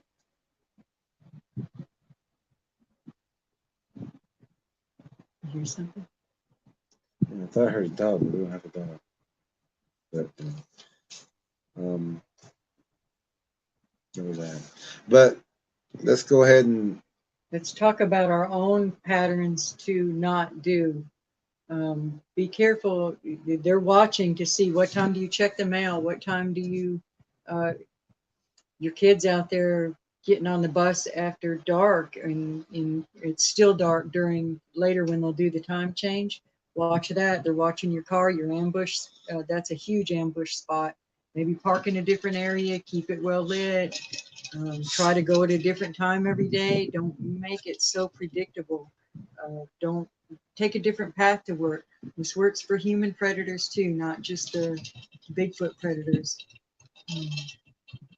Your woodsheds, mailboxes, propane tanks, those are all areas where there's usually blinds watching them. Maybe come in and out a different door. Don't always use the same one every time. Just try not to be predictable. Break your patterns and learn theirs, and use that to your advantage. It's basically just a chess match. They're going to keep testing, they're going to keep pushing, and you just want to keep them so irritated that they just don't even bother. They want to go to the Bigfoot lover down the street that's going to put out candy and apples for them. every decision the warrior makes, we have to fulfill that decision. Don't doubt that decision, and do everything we can to fulfill that decision. When we're out in the field, each warrior has a specific detail, a specific task that has to be completed. Don't try to give warriors other things to do. We got our own duties, our own responsibilities. We know what we're doing out there. We don't need anyone trying to give us other information. We've already made our plan, and we stick to our plan. Always stick to your plan. Your intent in that plan will get you home safely every time. You deviate from your plan, that's where other events can come into play.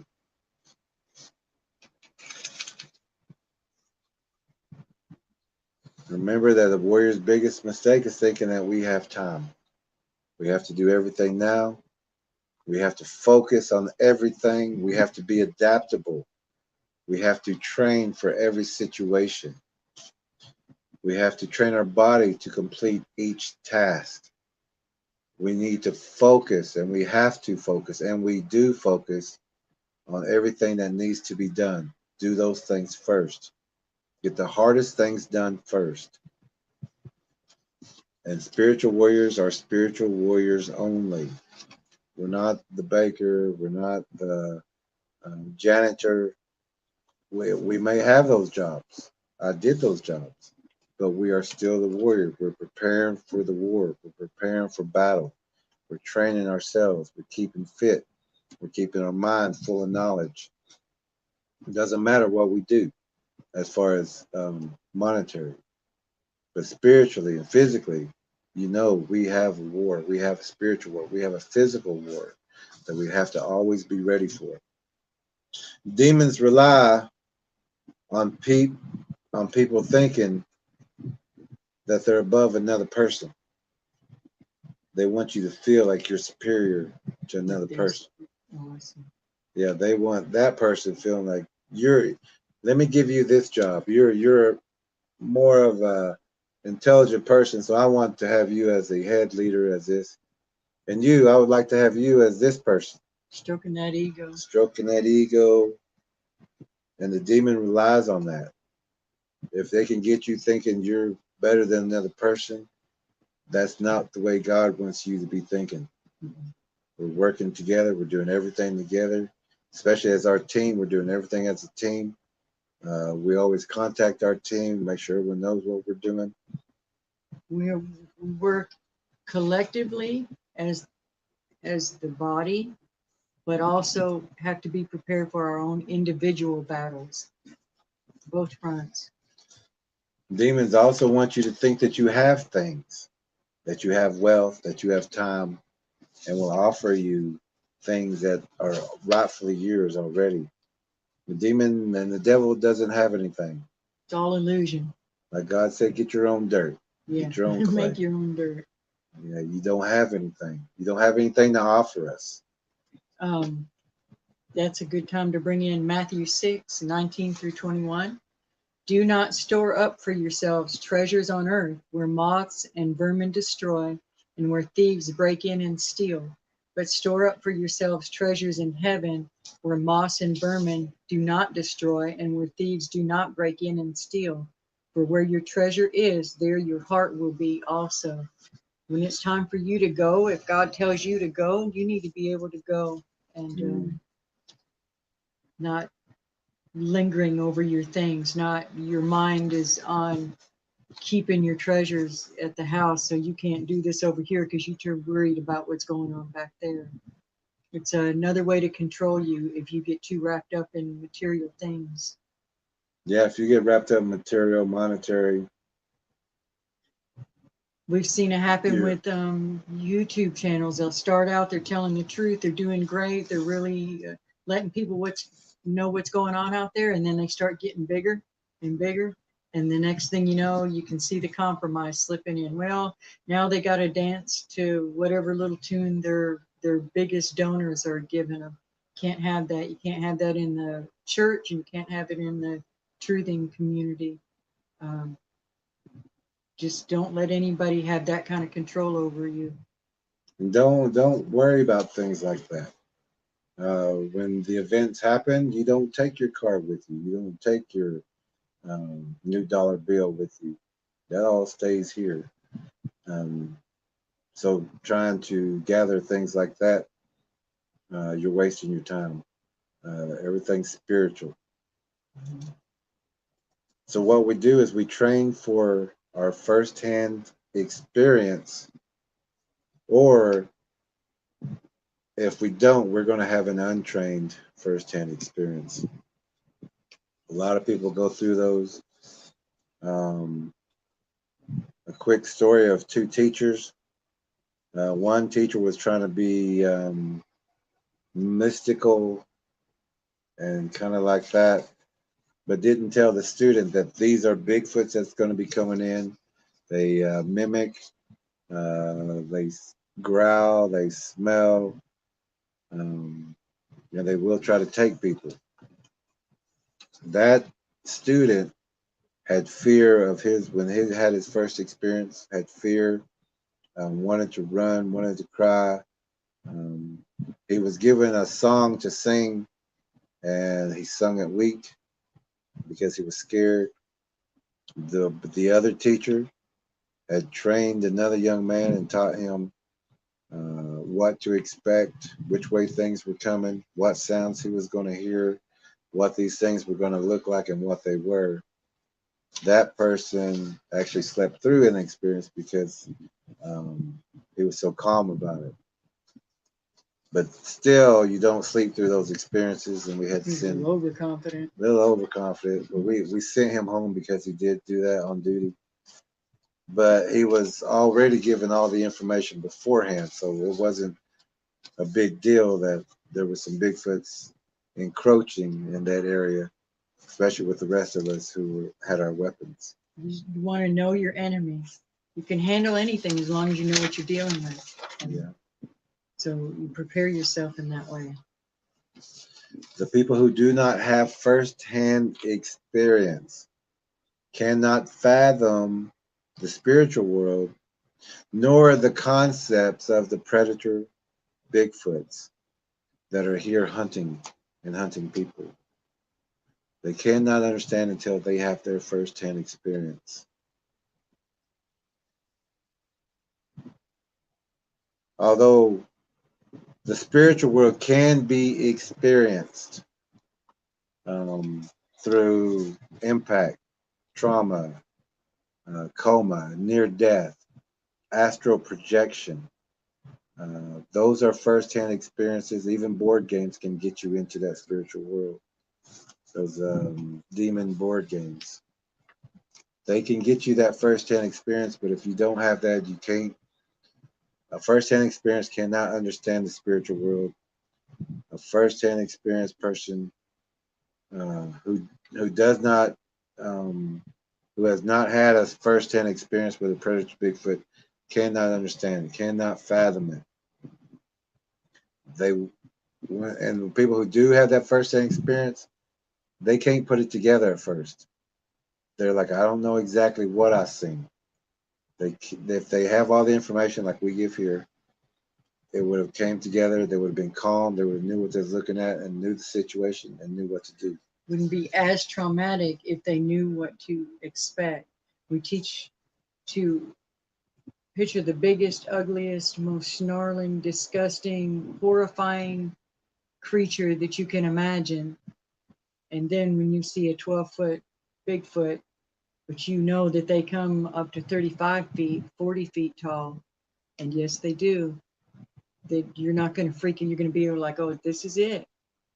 But if you had no idea that they existed at all, then that 12-foot one is going to look absolutely monstrous to you.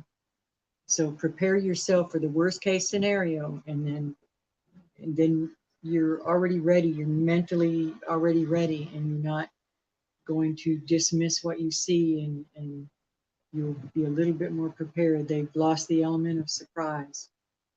Same works with demons. That's how they work. They don't want exposure. Neither of these things want exposure. That's to their advantage. And remember, these Predator Bigfoots have three fears: fear of exposure, fear of being found out, and the fear of losing its prey. That's someone who they've been, someone who they've been grooming, their gifter, their go-to person. That's losing their prey if they move, or if they decide that, I can't feed these things anymore, something's got to be done, or if they vacate, that's losing their prey. Fear of starvation. They constantly have to eat. They're afraid of starvation. They will eat each other. They will eat people. They will eat anything that is food. And here we prepare for the encounter. We prepare you for your first-hand experience, for your first encounter, so you don't have that terrifying encounter.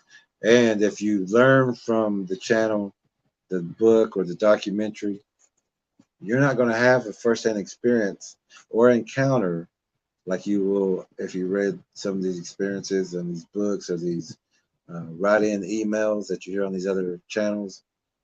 Those experiences didn't have to happen, but they didn't know what about the information that's in that book, the information that we share here on this channel, and they didn't know about the Predator Bigfoot, so they didn't know about their first-hand experience that they was about to have. The warriors also prepare for our last battle. We prepare on how that last battle will be. Our battle is going to be a strong, strong battle. Hopefully, we get everything done quickly. But if not, we're still going to be in that battle.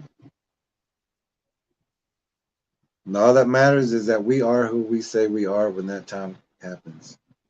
When our language is the truth. That's all that matters at that time. That battle don't matter. The victory or the loss doesn't matter. In that battle, that's all that matters. What you're doing, what you're fighting. Be very specific, move with purpose in battles. Everything's strategic in a battle. Don't be careless out there. Know your outcome already by your training, by your information, by your knowledge. You will know your outcome. A good example I was thinking of with the Choctaw stickball game, when the guy said, oh, we're going to win that next one. He's like 3 games down the road, and you're saying, no, you focus on this battle. That one doesn't even exist until you finish this one. Until we win this one, that one's not even gonna happen. It's the same kind of thing. Same kind of thing.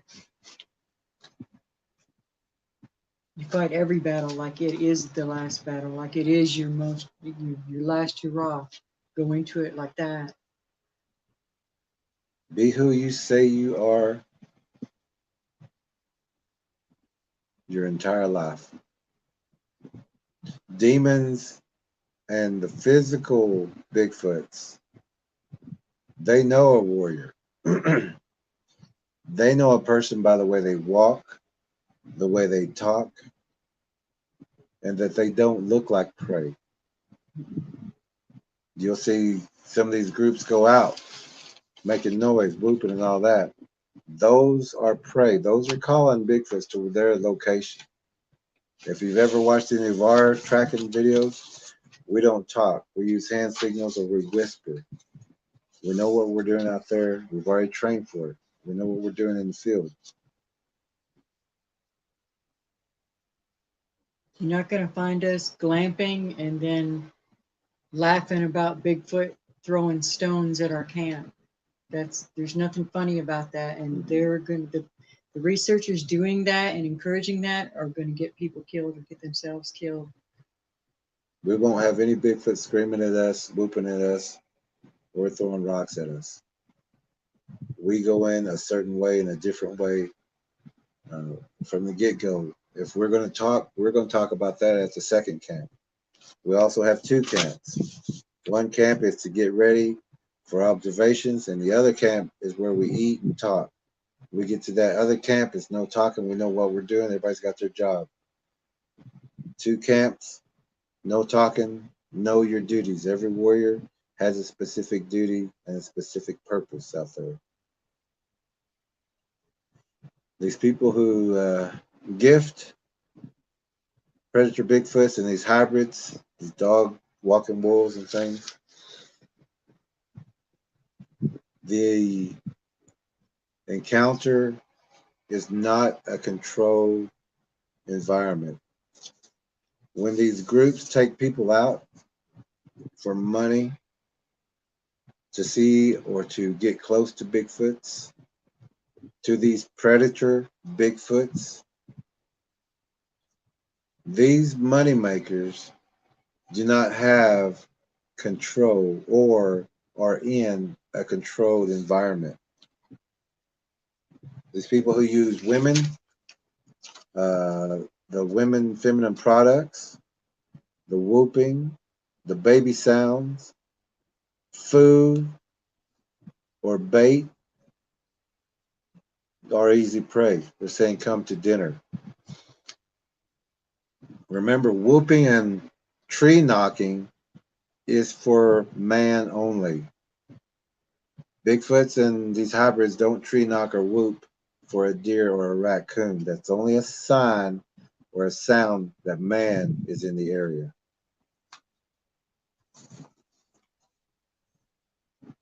A camper compared to a warrior or a hiker. A camper or a hiker compared to a warrior. A camper sleeps when the predators are out. When the predators are hunting, campers and hikers go to sleep. They sleep out there. They have their encounters or their interactions, or they don't come back at all. They're unprotected. Half the time drunk. Drunk and careless and loud. Noisy. Fooling around, getting them pheromones going out there, attracting more predators. Staring into the fire, blinding themselves. And a warrior would be in that tree line, keeping his night vision, would be observing, would have someone on a guard duty at all times, would be alert and be ready for that altercation. So when he's talking about the warrior has their job to do, that means if someone's job is to guard the camp or to guard the home, you don't have their arms loaded up with coolers and, figure something else out. If you got someone whose duty is to guard the camp, let them do that. Don't keep distracting them because that's their responsibility. And it's a lot more important than lifting carrying the bread over to there or running little errands that other people can do too. They're important also, but you can't do that without the protection. And becoming a spiritual warrior is easy, it's quick. You just decide on your path. Same way with coming to God, it's quick, it's easy. You just decide on doing it and you do it. But the people who say they need time or it's going to take a little time, those people are going to stay exactly the way they are. Like we said, eternity is right now, it's right here. If you're going to not make that change, or eternity happens, that's who you are. Make that change. You need that change. You need to be with God, especially in these times right now and what we're going through. A lot of people don't see what we're going through because they're not out in the field and they're not looking at all, really. Distracted, And, chasing shallow things. And eternity happens suddenly, quickly. Warriors prepare for each move to be strategic. We choose our paths, but we don't let anybody choose a path or a decision for us. That's a death sentence to a warrior. We have to prepare our own plans, our own acts, and each act is going to be our last one. So we have to, every plan has to be done specifically. We got to know what each of us is going to do and what each of us is going to do in every situation. Spiritual warriors take everything to God in prayer. Talk to God. He'll let you know where to go, where to stay, where which direction to move, what you need buffering up on, what your weaknesses are, what your strengths are. He said, be who you say you are, and who you say you are should also be who God says you are, not who the enemy says you are, not who the accuser says you are. Be who God says you are, and He created powerful people. And eternity or the completion of the physical body. And after the completion of the physical body, the spiritual body still has its battle, or the energy body. And the energy can be stored, it can be fed upon, and it can be contained. But if you know how to move in the spiritual world, and that is to use your mind and then use your will and your intent, you zip, you move fast like energy. Moving fast, you can't get caught. These predators can't catch you. You're moving fast, and you can go to where you need to go. Don't think physical in the spiritual world. Don't think physical in the dreams, or you'll be sluggish and slow and be fed upon. Always move quick and move fast. But not carelessly. Being prepared with knowledge is what our warriors do, what our spiritual warriors do. We carry that knowledge into our next awareness. Truth is our only language. Speak the truth always. And when you need something done, there's no in between, there's no comma, there's no doubt. If truth is your language, when you speak it, everything happens. You don't have to hesitate. It's going to happen. Remember, eternity is right here, right now. Don't take anything for granted. Know where you're going. Know what's going to happen. This is things and information that we give all of our spiritual warriors. We're sharing this information here with you tonight. We want all of our warriors prepared and ready at all times, ready for our battle. So we're going to talk about a friend real fast. It may take a little bit, but we met this young man through this channel. He had watched our channel, or this channel, for a little while before he actually started talking with us. There was 2 other people on this channel who were complimenting each other, really. I mean, we was kind of watching the compliments go back and forth. And that's kind of how we met. They were asking a couple of questions, and we started conversing and talking. And that's how our acquaintance began. But then we would talk in messages and offline and in emails and YouTube. We would talk that way, sometimes on phone calls. And we joined and we became friends at that time. We just didn't know that. And then we meet so many people here on this channel, and we love meeting everybody and get to know everybody. But there's also certain people who want to know more. Some people just come and watch and get the information and go on about their business. But there's some people who know how important this information is, and we converse more, we talk more, we message each other, we get to know each other. And we did this with this young man also, and so he became a part of our family, our tracker family. And we have some trackers on here listening tonight.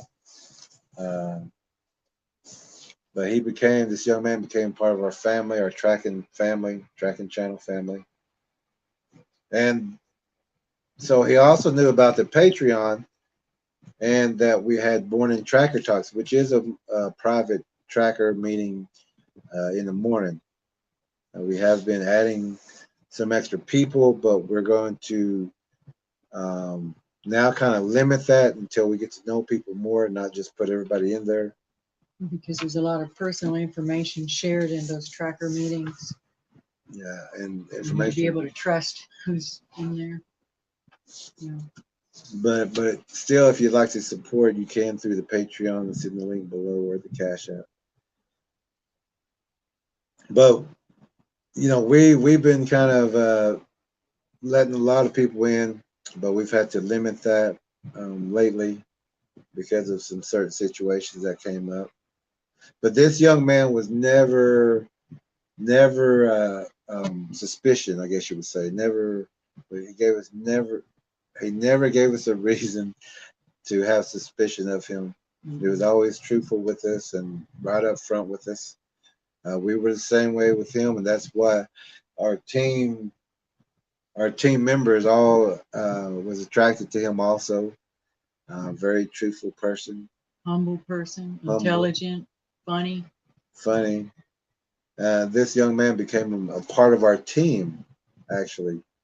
After he done did his research, he wanted to know who we were, if we were fakes, if we were, some of the pictures we were putting up were real and things like that, which we don't mind because all of our stuff is real, all the video, all the photos, all the information we share is true.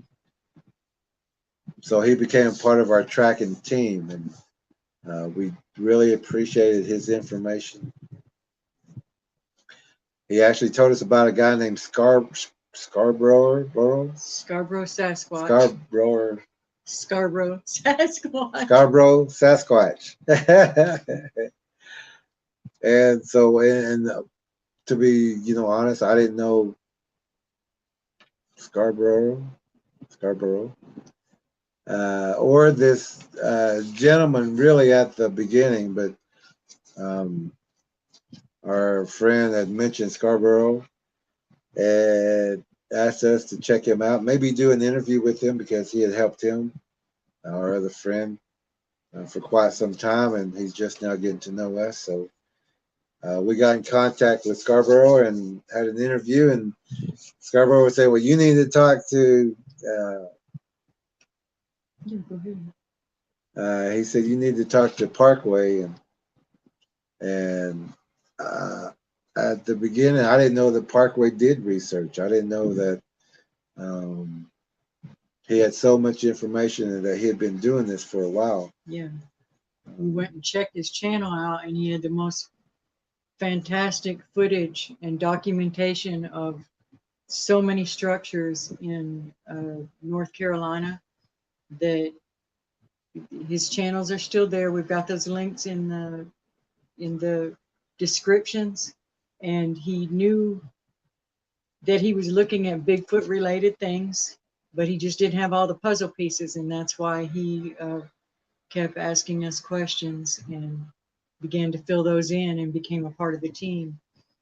Excellent at documentation and at finding Bigfoot sign. Yeah, he had shared with us that he had learned so much from the channel that he knew where to go and what to look for. But he had been doing this for a while, and he has a lot of great documentation. You can also find him in that description and on his channel, Parkway. I looked through that video. That is in the North Carolina area. So if you're in that area, he's putting Bigfoot sign out there for you to see, to be aware of. So then we asked Parkway if he would do an interview with us so we could ask him some questions and see what he's doing, because we really didn't know his research, everything about that at that time. But after we had the interview, and that was a 4.5-hour interview, I think, with him. It went all the way into the night. There's so much information just in that one interview that he really became or came part of the tracking team. But he was tracking, I mean, he was checking out all the trackers who was in the room just to make sure that we are who we say we are. He lurked a long time. Yeah, he told us that. He goes, I wanted to make sure you guys were who you were, because there's so many out there that are not. And he said one of the things that drew him to this channel and to us was that we open each meeting with prayer, and that God is a very important part of what we're doing. And he recognized the need for that. He's a believer, and it was very, very important for him.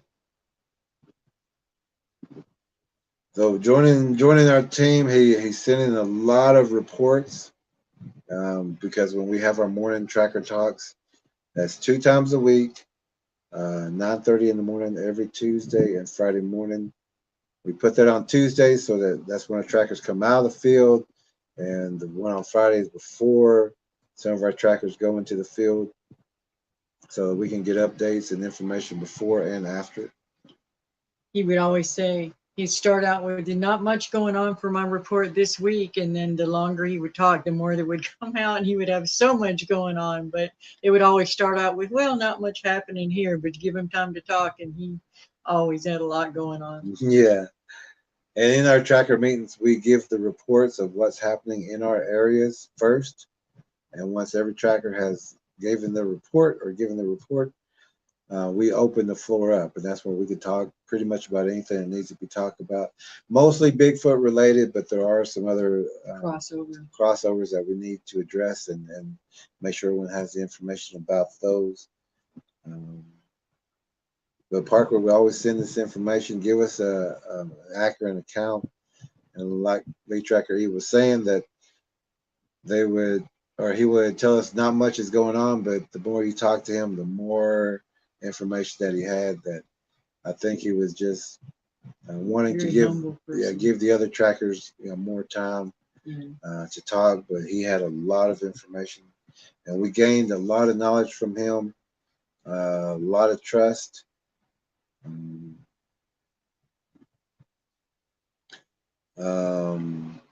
But as we're talking about divine intervention and warrior ways and warrior preparations, that we went to the Choctaw World Series of Stickball tournament this year, which is in July, mid-July.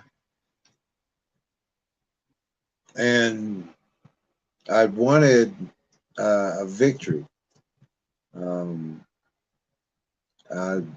I needed that victory so I could carry on to some other things that I needed to do and get done in the near future. But as our group came together, our tracking team and our praying team, we prayed for the victory, prayed for strength, prayed that that we don't get hurt, and that we was able to play strong. And as it turned out that we didn't win that game. My daughter was also playing in the World Series on the female team, on the same name team. And if they was to have won that tournament, which they were in the finals, that I was going, or that we was going to drive back and go to that celebration and, you know, see my daughter and congratulate her on, you know, a win. So we was kind of waiting for that, but we was also wanting to see Parkway because we was in the area, and since he's part of our tracking team and good friend, we wanted to visit with him. But we've been conversing here on the channel through the tracker channel, the tracker meetings, and we've been talking for a couple of months. And then about a month ago, or a month and a half ago, he informed the team that he was sick. And right away, if you're in our tracker meetings, right away, every tracker has some kind of information. Some trackers sent him minerals, some trackers sent him other medicines. We gave him information on what foods to eat. Covered him in prayer. Covered him in prayer. Was always praying with him, praying for him. The whole team was. Every thought was about him. We didn't know the situation. He just told us that he was sick and he was feeling weak. So that our trackers, we all came together, gave him all the information to help him get better. But we didn't know the severity of the situation or the time that we had. And that's the thing about the trackers and the words, that our biggest mistake is thinking that we have time. We need to do things now. So with our tracking team, we did do things now. Everyone sent information, medicines, everything that we could that you would do for your family. We did. We was now with those games. We was also going to meet with another person in the North Carolina area, but we didn't have time because if my daughter would have won, we was going to go back. So we just like, I don't know if we got time to work everything out, and we still had to see two people. And so we made a phone call to check, and one of the people said that they came down with a code and that to pass them by this time, but to see them next time, but to also, with their time, to go and see Parkway. So that gave us a little bit more window of time. And so we called Parkway and we said, we're in the area. We'd like to come by and see if that's okay, and talk with you for a little bit. And kind of at first he was a little hesitant because he had other family coming over. He had his sister coming over, brother-in-law, and things like that. So we was going to, and we let him know we're going to work with your time schedule. And as it worked out with the other person that we were supposed to meet with their cancellation, that opened it up for Parkway so that we could see him earlier. We made another phone call and said, if you wouldn't mind, we're free now, and if you want to see us, we're in the area. And lead tracker, he says, well, do you want to see us? And he said, yes. So we made that decision. He wasn't going to worry about what his house looked like, what he looked like, trying to make it perfect for us. He'd made the decision, yeah, y'all come on. Yeah, he said, yes, I would like to see y'all. So we told him we're heading out tomorrow. We're going to eat some breakfast and we're heading your way. Still, we don't know the situation of the severity. We know he's declining rapidly, and that's why we're here. We know that he's having some problems. We don't. Well, we were trying to linger during that time for him to make the decision to let us come and see him, because we didn't want to just invade him. We knew he needed help, but we didn't want to just barge in on him. He's a very proud person, and even Jesus just stands at the door and knocks. He doesn't barge in. There's free will. So we were trying to buy time just to be able to hang around in the area as long as we could, and our other team members were helping us with that. Team L, Tracker L. Team L, Tracker L, Tennessee, Kentucky Bigfoot.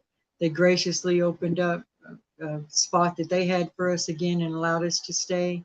And that was super important, that extra time that we needed until he said yes that we could come see him. And right before that, though, we was out of everything.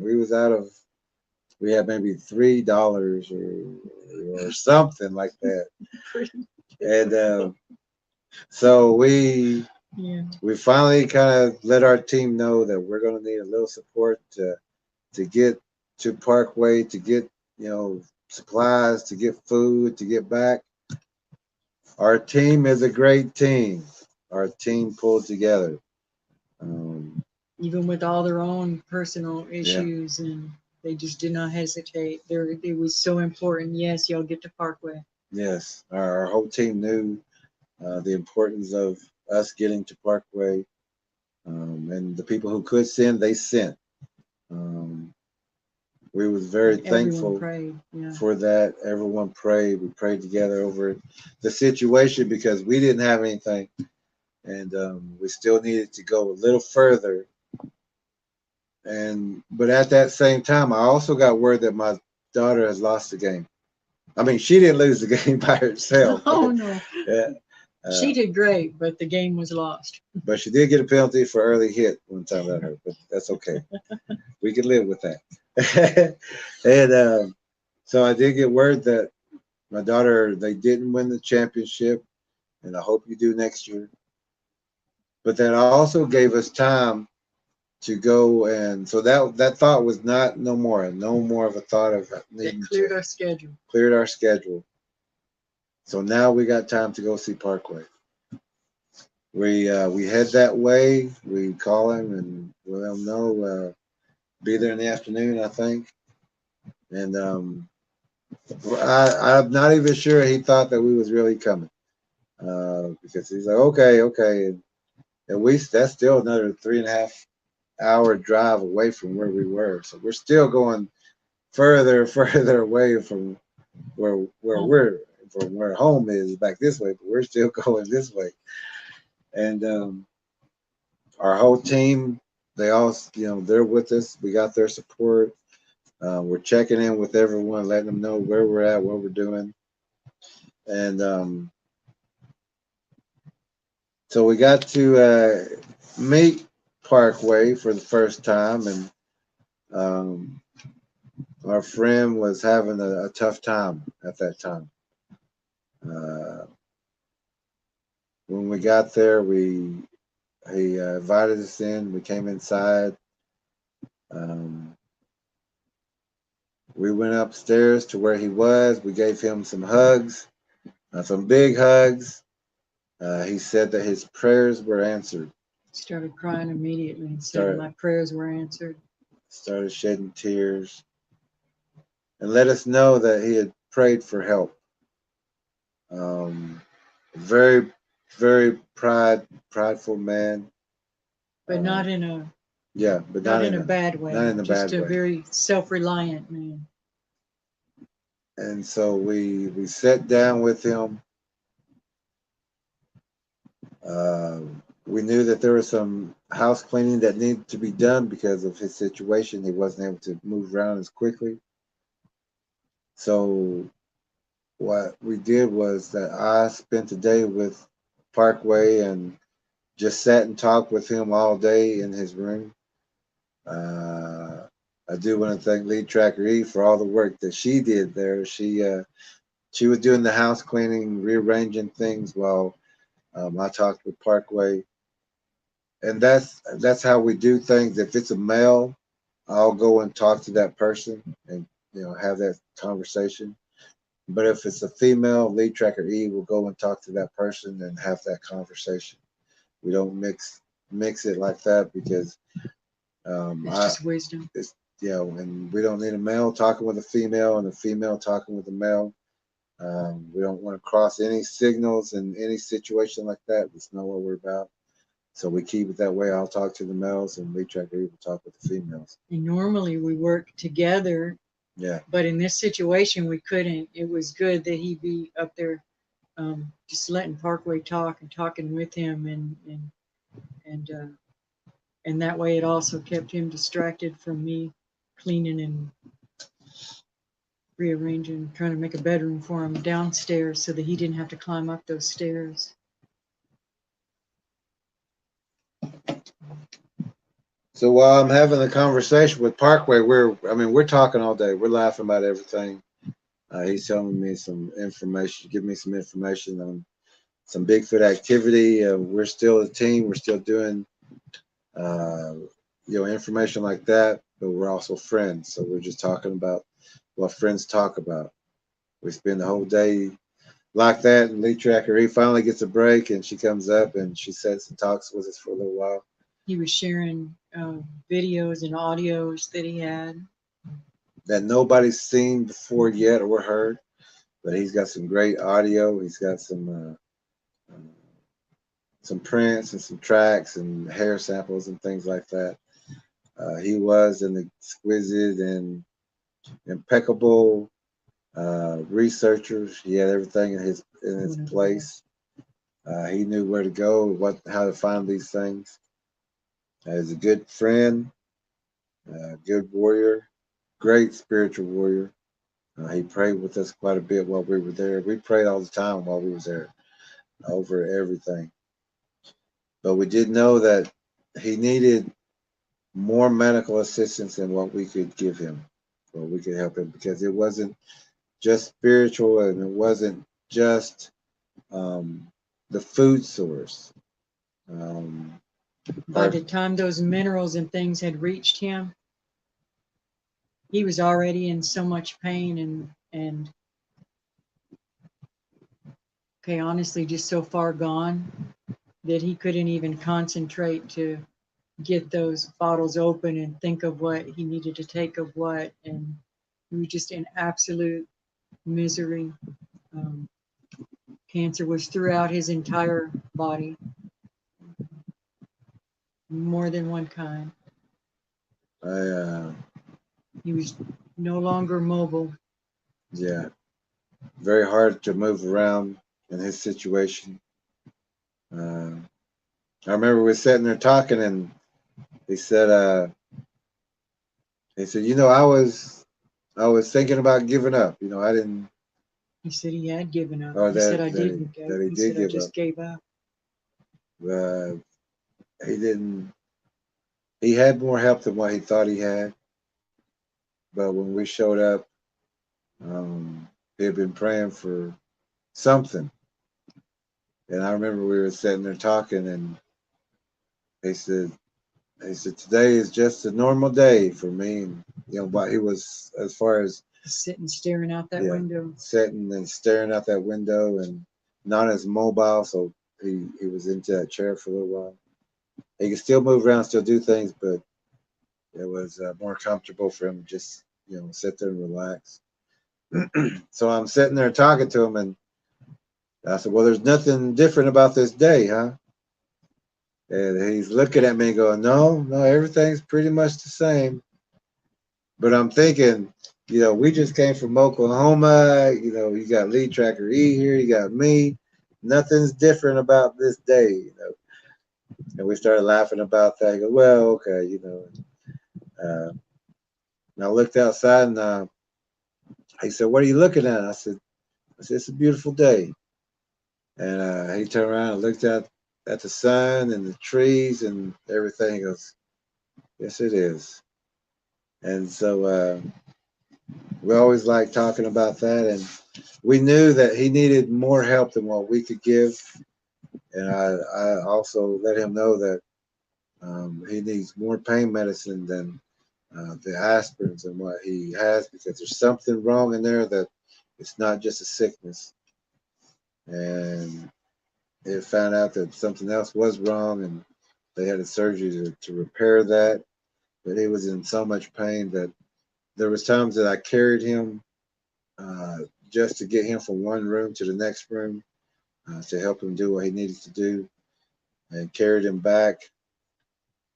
And we just let him know, because we didn't know the whole situation about the family. We didn't know that he had that much love and care They had been from trying his- to get him Yeah, they had to been go trying see the doctor, but he had refused. for a while. That was his little sister telling him, and he wasn't going to listen to her. He, just wanted to stay in his own home and didn't trust the doctors. And so we didn't know that situation, but we did afterwards that there's a lot of love there and a lot of family orientated love there. He just wouldn't let them help him. And so we're saying we got, to us, we're thinking we only got two options. That's either take you home with us back to Oklahoma, or we're gonna have to stay here longer and help with this situation until we can get you, back up and everything. So we asked Parkway to go to the hospital. Lee Tracker had actually asked him. At this point, it was so painful for him even to be carried. There was just, we wouldn't have even been able to get him to our truck and up into our truck by ourselves. Once he carried him to help him into another room, when they came back out, it was just time to say, look, we really need to talk about an ambulance to be able, so that they can transport you to figure out what's wrong besides the cancer. And he had fallen and broken a hip and didn't even know it. And he was so strong and so determined. He was still like the respect we have for this man. He said that he was mobile, but really he couldn't walk at all. He was scooting on his rear end to get down the stairs, and it was just awful. And that was so painful for him. Very painful for him. And so when he came out of the bathroom, he realized by then too that it was time to go. And the talk that he'd had with Jerry helped him know that sometimes you just got to get help. Sometimes you have to allow people to help you. And that's okay. That didn't make him weak. He was strong. And so when they came back out, I said, we need to talk about an ambulance. And he said, I won't argue with you. And so then that's when we called him. And they've got a perfect system for getting him in there and keeping him safe while doing it. And then we followed them to the hospital. But we didn't know the whole situation with the family. He has a great family. He does. Absolutely. They love him. He loves his family. They begged him to get help. So we didn't know the situation of the family. So we had talked with Parkway, and not knowing that situation, we said, what we're going to do is we're going to make sure that you get to the hospital. We're going to go with there to make sure we know where you're at, your room, and we're going to come back to your house, and we're going to stay here. But we're just going to clean your entire house for at least, for the next day. And then we're going to come and see you in the hospital and until closing time, I guess. Then we're going to come back again. We're going to stay 2 nights. That's what we counted on.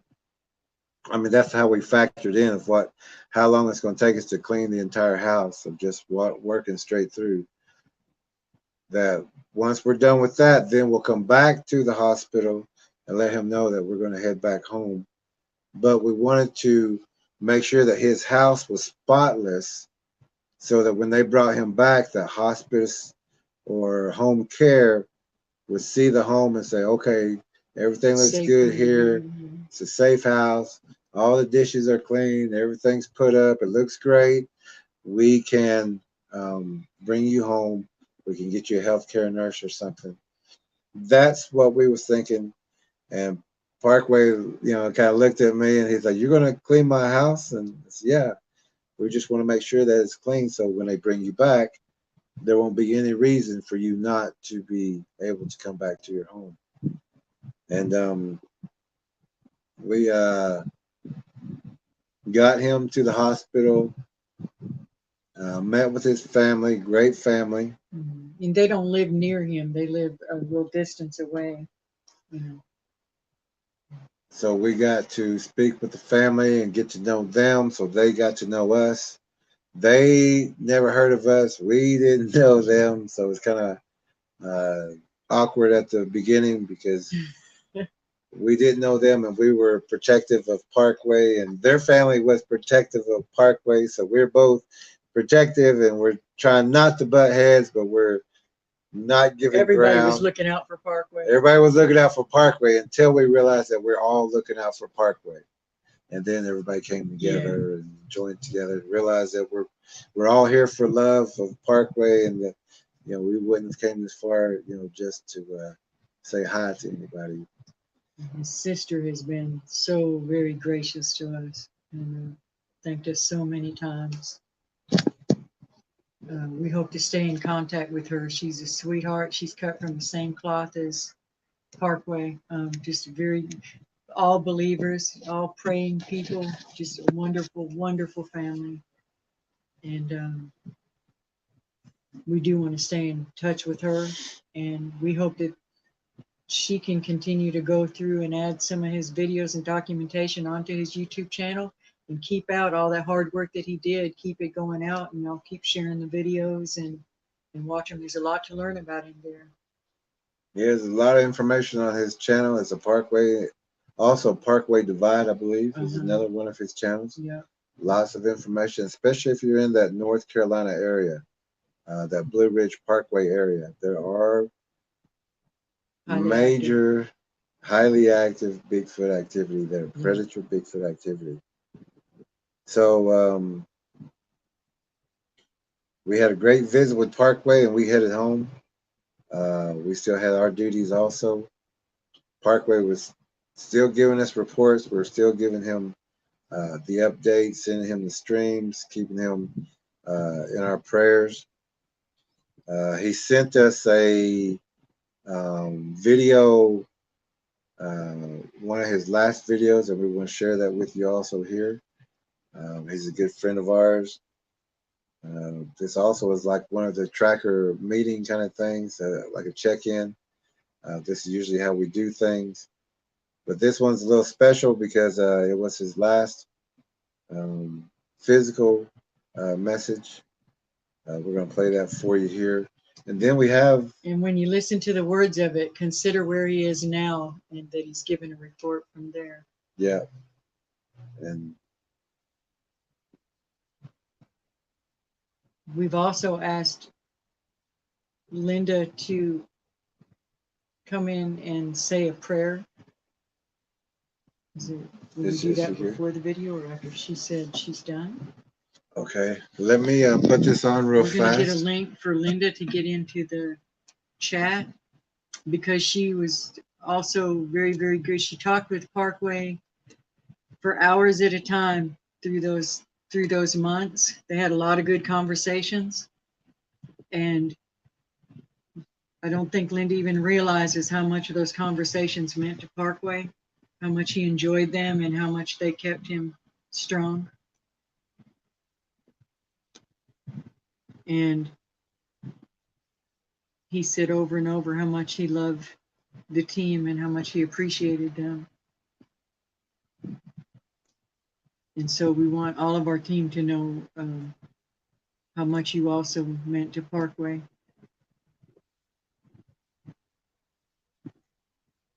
Okay, that comment right there is for Linda of Texas. If StreamYard link, Linda, if you could click on that. Over here on the bottom, Linda, if you click on that one by the last comment. The last comment, Linda. Click on that and we can get you in the background. Linda is one of the mightiest prayer warriors we know. Very important person. We have a lot of important people on our team. A lot of great people, a lot of prayer warriors. Everyone cares about each other. And we will go to bat for each other. We prove that. One of the things we did that was so cool, while we wait for Linda to come in the room, I just sent her a message. We put up a video, and that link may be in there too, of the rocks. We asked everybody that had 10 minutes notice on the team to go out and get rocks. Like David threw at Goliath to face that monster, to beat that monster. And they didn't ask questions, they didn't do anything. They just all went out. Mary even found a rock shaped like a heart. Everybody just went out where they were and found rocks, and it was so cool. We put it together in a video, an encouragement video for Parkway, and he did get to see that, and he loved it. And again, our team's just, we're so proud of you guys. I think here comes Linda.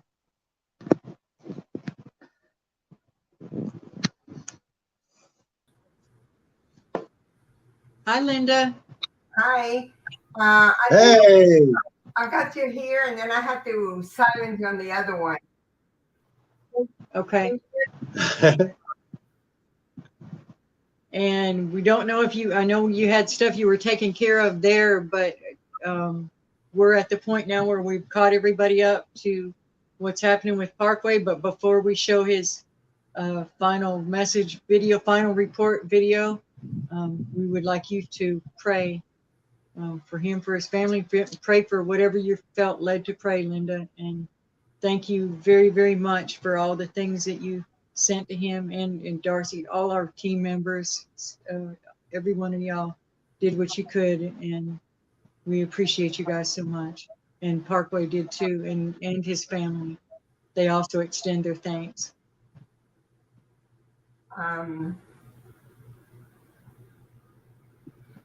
I miss talking to him, and you know, I get all teary-eyed because I've been a nurse for many, many, many years. I've seen many people pass, and it's always been hard from the first one. You know, it's never changed. It's been very difficult. And but I really enjoyed talking to him. He was, can you hear me? Yes, we can hear you. Yes. I really enjoyed talking to him. First, I found out that we were born the same day in the same month. And we had a lot of things in common, and he did most of the talking. He was a talker. He could tell stories like no one. I mean, he would tell me where he went, everything, like, and then he would ask me, like, did you ever see anything like that? No. You know, like, so he was a really good storyteller, and he loved to talk, he loved to share stories and everything. I did know about his sister. He told me about his sister. But he told me she lived an hour away. She was a teacher. And then the day that y'all were going to go, I had just hung up with him when you called me and asked if I talked to him that day. And I said, yes, I did. I just got off and I told y'all were on your way. And then, but he didn't answer. Well, I got a hold of him again. You know, I told him, they're here, and you know, are you going to let them come visit you? And he said, it was that he didn't want you to see him the way he was. And, you know, he wanted to clean the house and everything. But I never knew about the fall. I ordered him some CBD. And I remember one day I said, Parkway, you sound sleepy. And he said, well, it's all those drugs. And then I said, oh, you got a hold of your doctor? And he said, no. All the stuff you gave me. I said, well, Parkway, you're not supposed to take them all at once. He said he put the roll on, the lotion, the liquid. He was so funny. You know? I never knew that he was not able. I don't know when he fell. I have no idea. He never told me. He told me everything else that was wrong with his body. And then according to what he told me is what I sent him. Because there were several issues that he had. So he said, oh, well, you're a nurse. He said, let me tell you what I have. And then he starts with a list. Okay. But then as time went on and the days went on, I realized that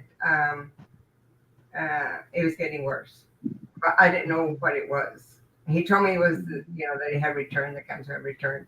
And then he told me, but he would tell me, he said, you know, I had a seafood platter last night.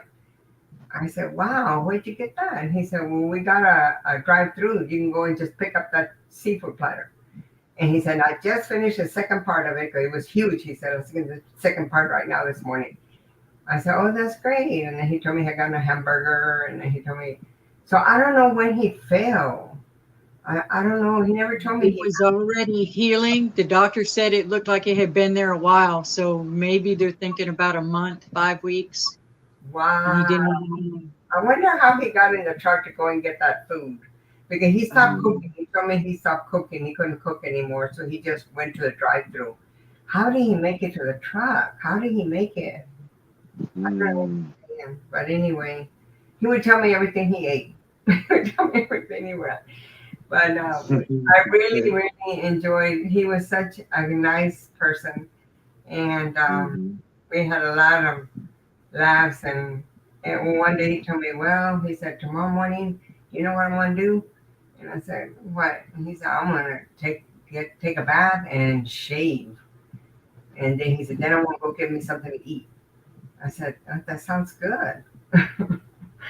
But he had a lot of stories about Bigfoot and everything, and it was just so many stories. It was, but anyway, when I called him back and told him y'all were there, and I said, "Well, you do want to see him?"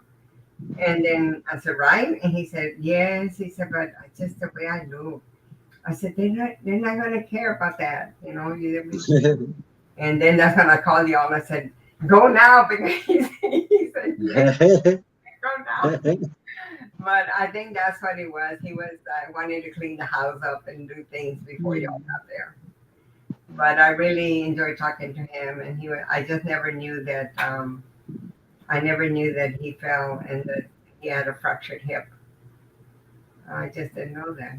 And because he kept telling me that he had gone to go get this and go get that, but when you told me, well, X-rays don't lie. So X-ray, they know about more or less how old the break is. I just, but then you told me that he would come down the stairs sitting. Mhm. Yeah. Yeah, he couldn't even stand on that foot. It was just, you could tell that if he stepped on that right foot, if he was to put pressure on it, it was going to hurt. You could see it. He did not want to move that or put pressure on it with his steps. And I said, you could use my shoulder as like a crutch, but even just the thought of that foot touching the ground brought him to It tears. progressed rapidly just during the 2 days that we were there. Yeah.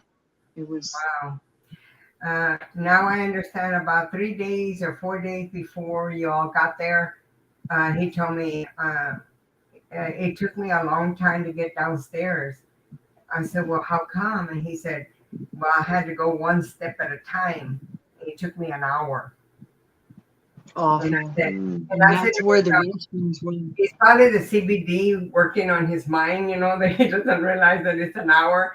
But now that you tell me that it took him that long, then I understand why he told me it took him an hour to get down the stairs. And the reason he wanted to be up there is because that was the room with a window that he could look out the driveway and he could keep an eye on his vehicle and he could see if anybody was coming into the yard. Yeah, he liked So that. part of what we were rearranging was to try to make a bedroom for him downstairs where he could look out and have a bathroom nearby. But he had agreed to that one because I had talked to him about that, and he said he thought that was a good idea. Yes, and he did. He got to sleep in that nice bedroom his last night at home. He started crying there too, just happy to see the. He called them bedroom fixed happy up tears, and, happy yeah. cry. He said he found out there's different kinds of cries, I believe it. but he had a nice room, but for his last night there. Even though we know where our loved ones go and our friends and our family go, most of the time, it's still difficult in the fleshly world. It's difficult because we're gonna miss them and everything. But he was happy, very happy. Mhm. Yes. I mean, not at the end, because he was in pain, but he was pretty happy guy. And I'm very glad to have talked to him and everything, and that y'all were there for him, and I am sure that meant a lot to him. As Jerry said, we did have victory in the camp. We just had it in a different kind of way. I remember he said that. I think you texted me that one. Yeah. Victory in Well, the camp. him finding God and him being with God now, that's the victory. That is the victory. Yes. That is the And he victory. was ready to go. He said he was at peace with going. Yes. And Yes. it was something too for him to know that his friends would come all that way just to check on him, just to be with him. And then he also knew how much of his family really loved him, and that he just maybe should have let him in a little sooner. And he knew that the whole entire team was thinking about him, was praying for him, for giving just thoughts about him and how much we concerned about him and how we pulled together to get us up there. And that took the whole team to do that. It wasn't just. That was a God thing. Mm-hmm. But I'm so glad. I'm so glad y'all were able to go and with God's blessing and everything, and then you were able to do all that you did and get him to the hospital and everything. And I am so happy. I knew. Remember, I told you, he's in and out. He really. I don't think he's taken any of the things I sent for him for all the conditions he had. I don't think he took anything because he couldn't remember. But he did take the CBD oil. He did take that. Sometimes I think he took a little too much. But thankfully that it doesn't harm you. You don't take, if you take too much, you just get sleepy. But but it didn't take it just lessened the pain, but it was not. I don't know how much he was taking either. I tried to tell him how much, and I don't think he really at the end would grasp how much he had to take. So yeah. But anyway, so ready for prayer and.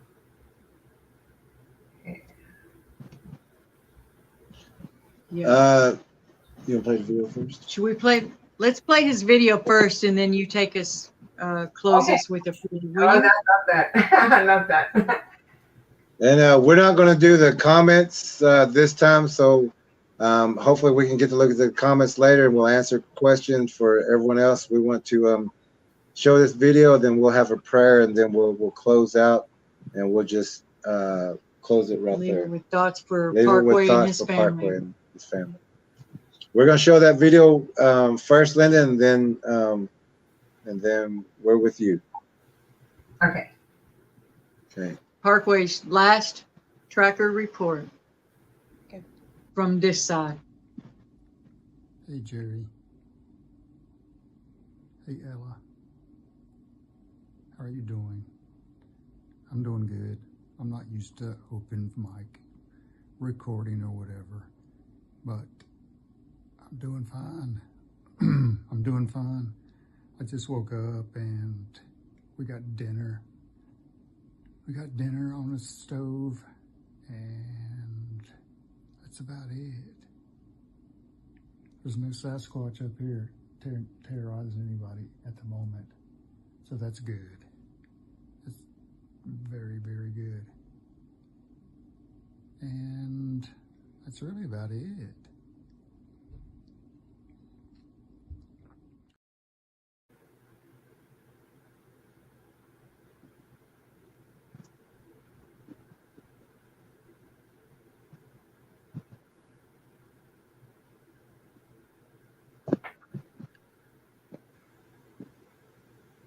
Were y'all able to hear that? Yes. Okay. Thank you, Linda. If you'll close us in prayer, please. Oh, Father God, we come as a family in the name of Yeshua, Jesus. We come to thank you for all that you did for Parkway and uniting us together and to help him, and to also give Jerry and Ella the opportunity to go and help him on the last days. We thank you that you prepared him so he could come home. And we know that we will see him again. We're all together with you on that glorious day We ask, Father, that you're with his family, because I know that his little sister loved him, and it's going to be difficult. I lost my little brother, and it was very hard for me for about a year. I don't know how long it will take her and his family, but I know that you can hold them with the arms that can comfort us when nothing else can. And all those times that they will remember that he is with you until we're all together, because that is what you want. You want us all together. You want us as a family. And we do. We follow you because we love you. And we thank you for all the opportunity that you gave us to share in prayer and phone calls and texts and videos and everything with him. He was a very nice person, a brother. And we thank you for the opportunity that we had to be with him this month. And we thank you and bless everyone that helped him. Maureen and Charles that would talk to him, and Darcy that helped him with the minerals and everything that Ella and Jerry did in his home. Make sure that he got the care that he needed, and then brought in his sister and into the family too. And we appreciate everything that she said about us and everything that she did for her big brother. And until we see him again, we thank you for the opportunity that you gave us, so beautiful, before you took him home. In Jesus' name I pray. I'm sorry. It was hard for me, that prayer. There was a beautiful prayer, and we thank you for it. We know how much you care about him. We thank you for that. And if y'all would, if you knew Parkway, put some comments in there, because we'll be sending this link to his sister too, so that his family will have that. And if the chat's closed out, then go put the comments on the regular video later. So we'll leave it with that tonight. His job here was done, and now we got to make sure that we do ours, right? So we love you all, and have a good night, warriors. Thank you, Linda. Thank you. Have a good night, warriors. We'll see you again soon.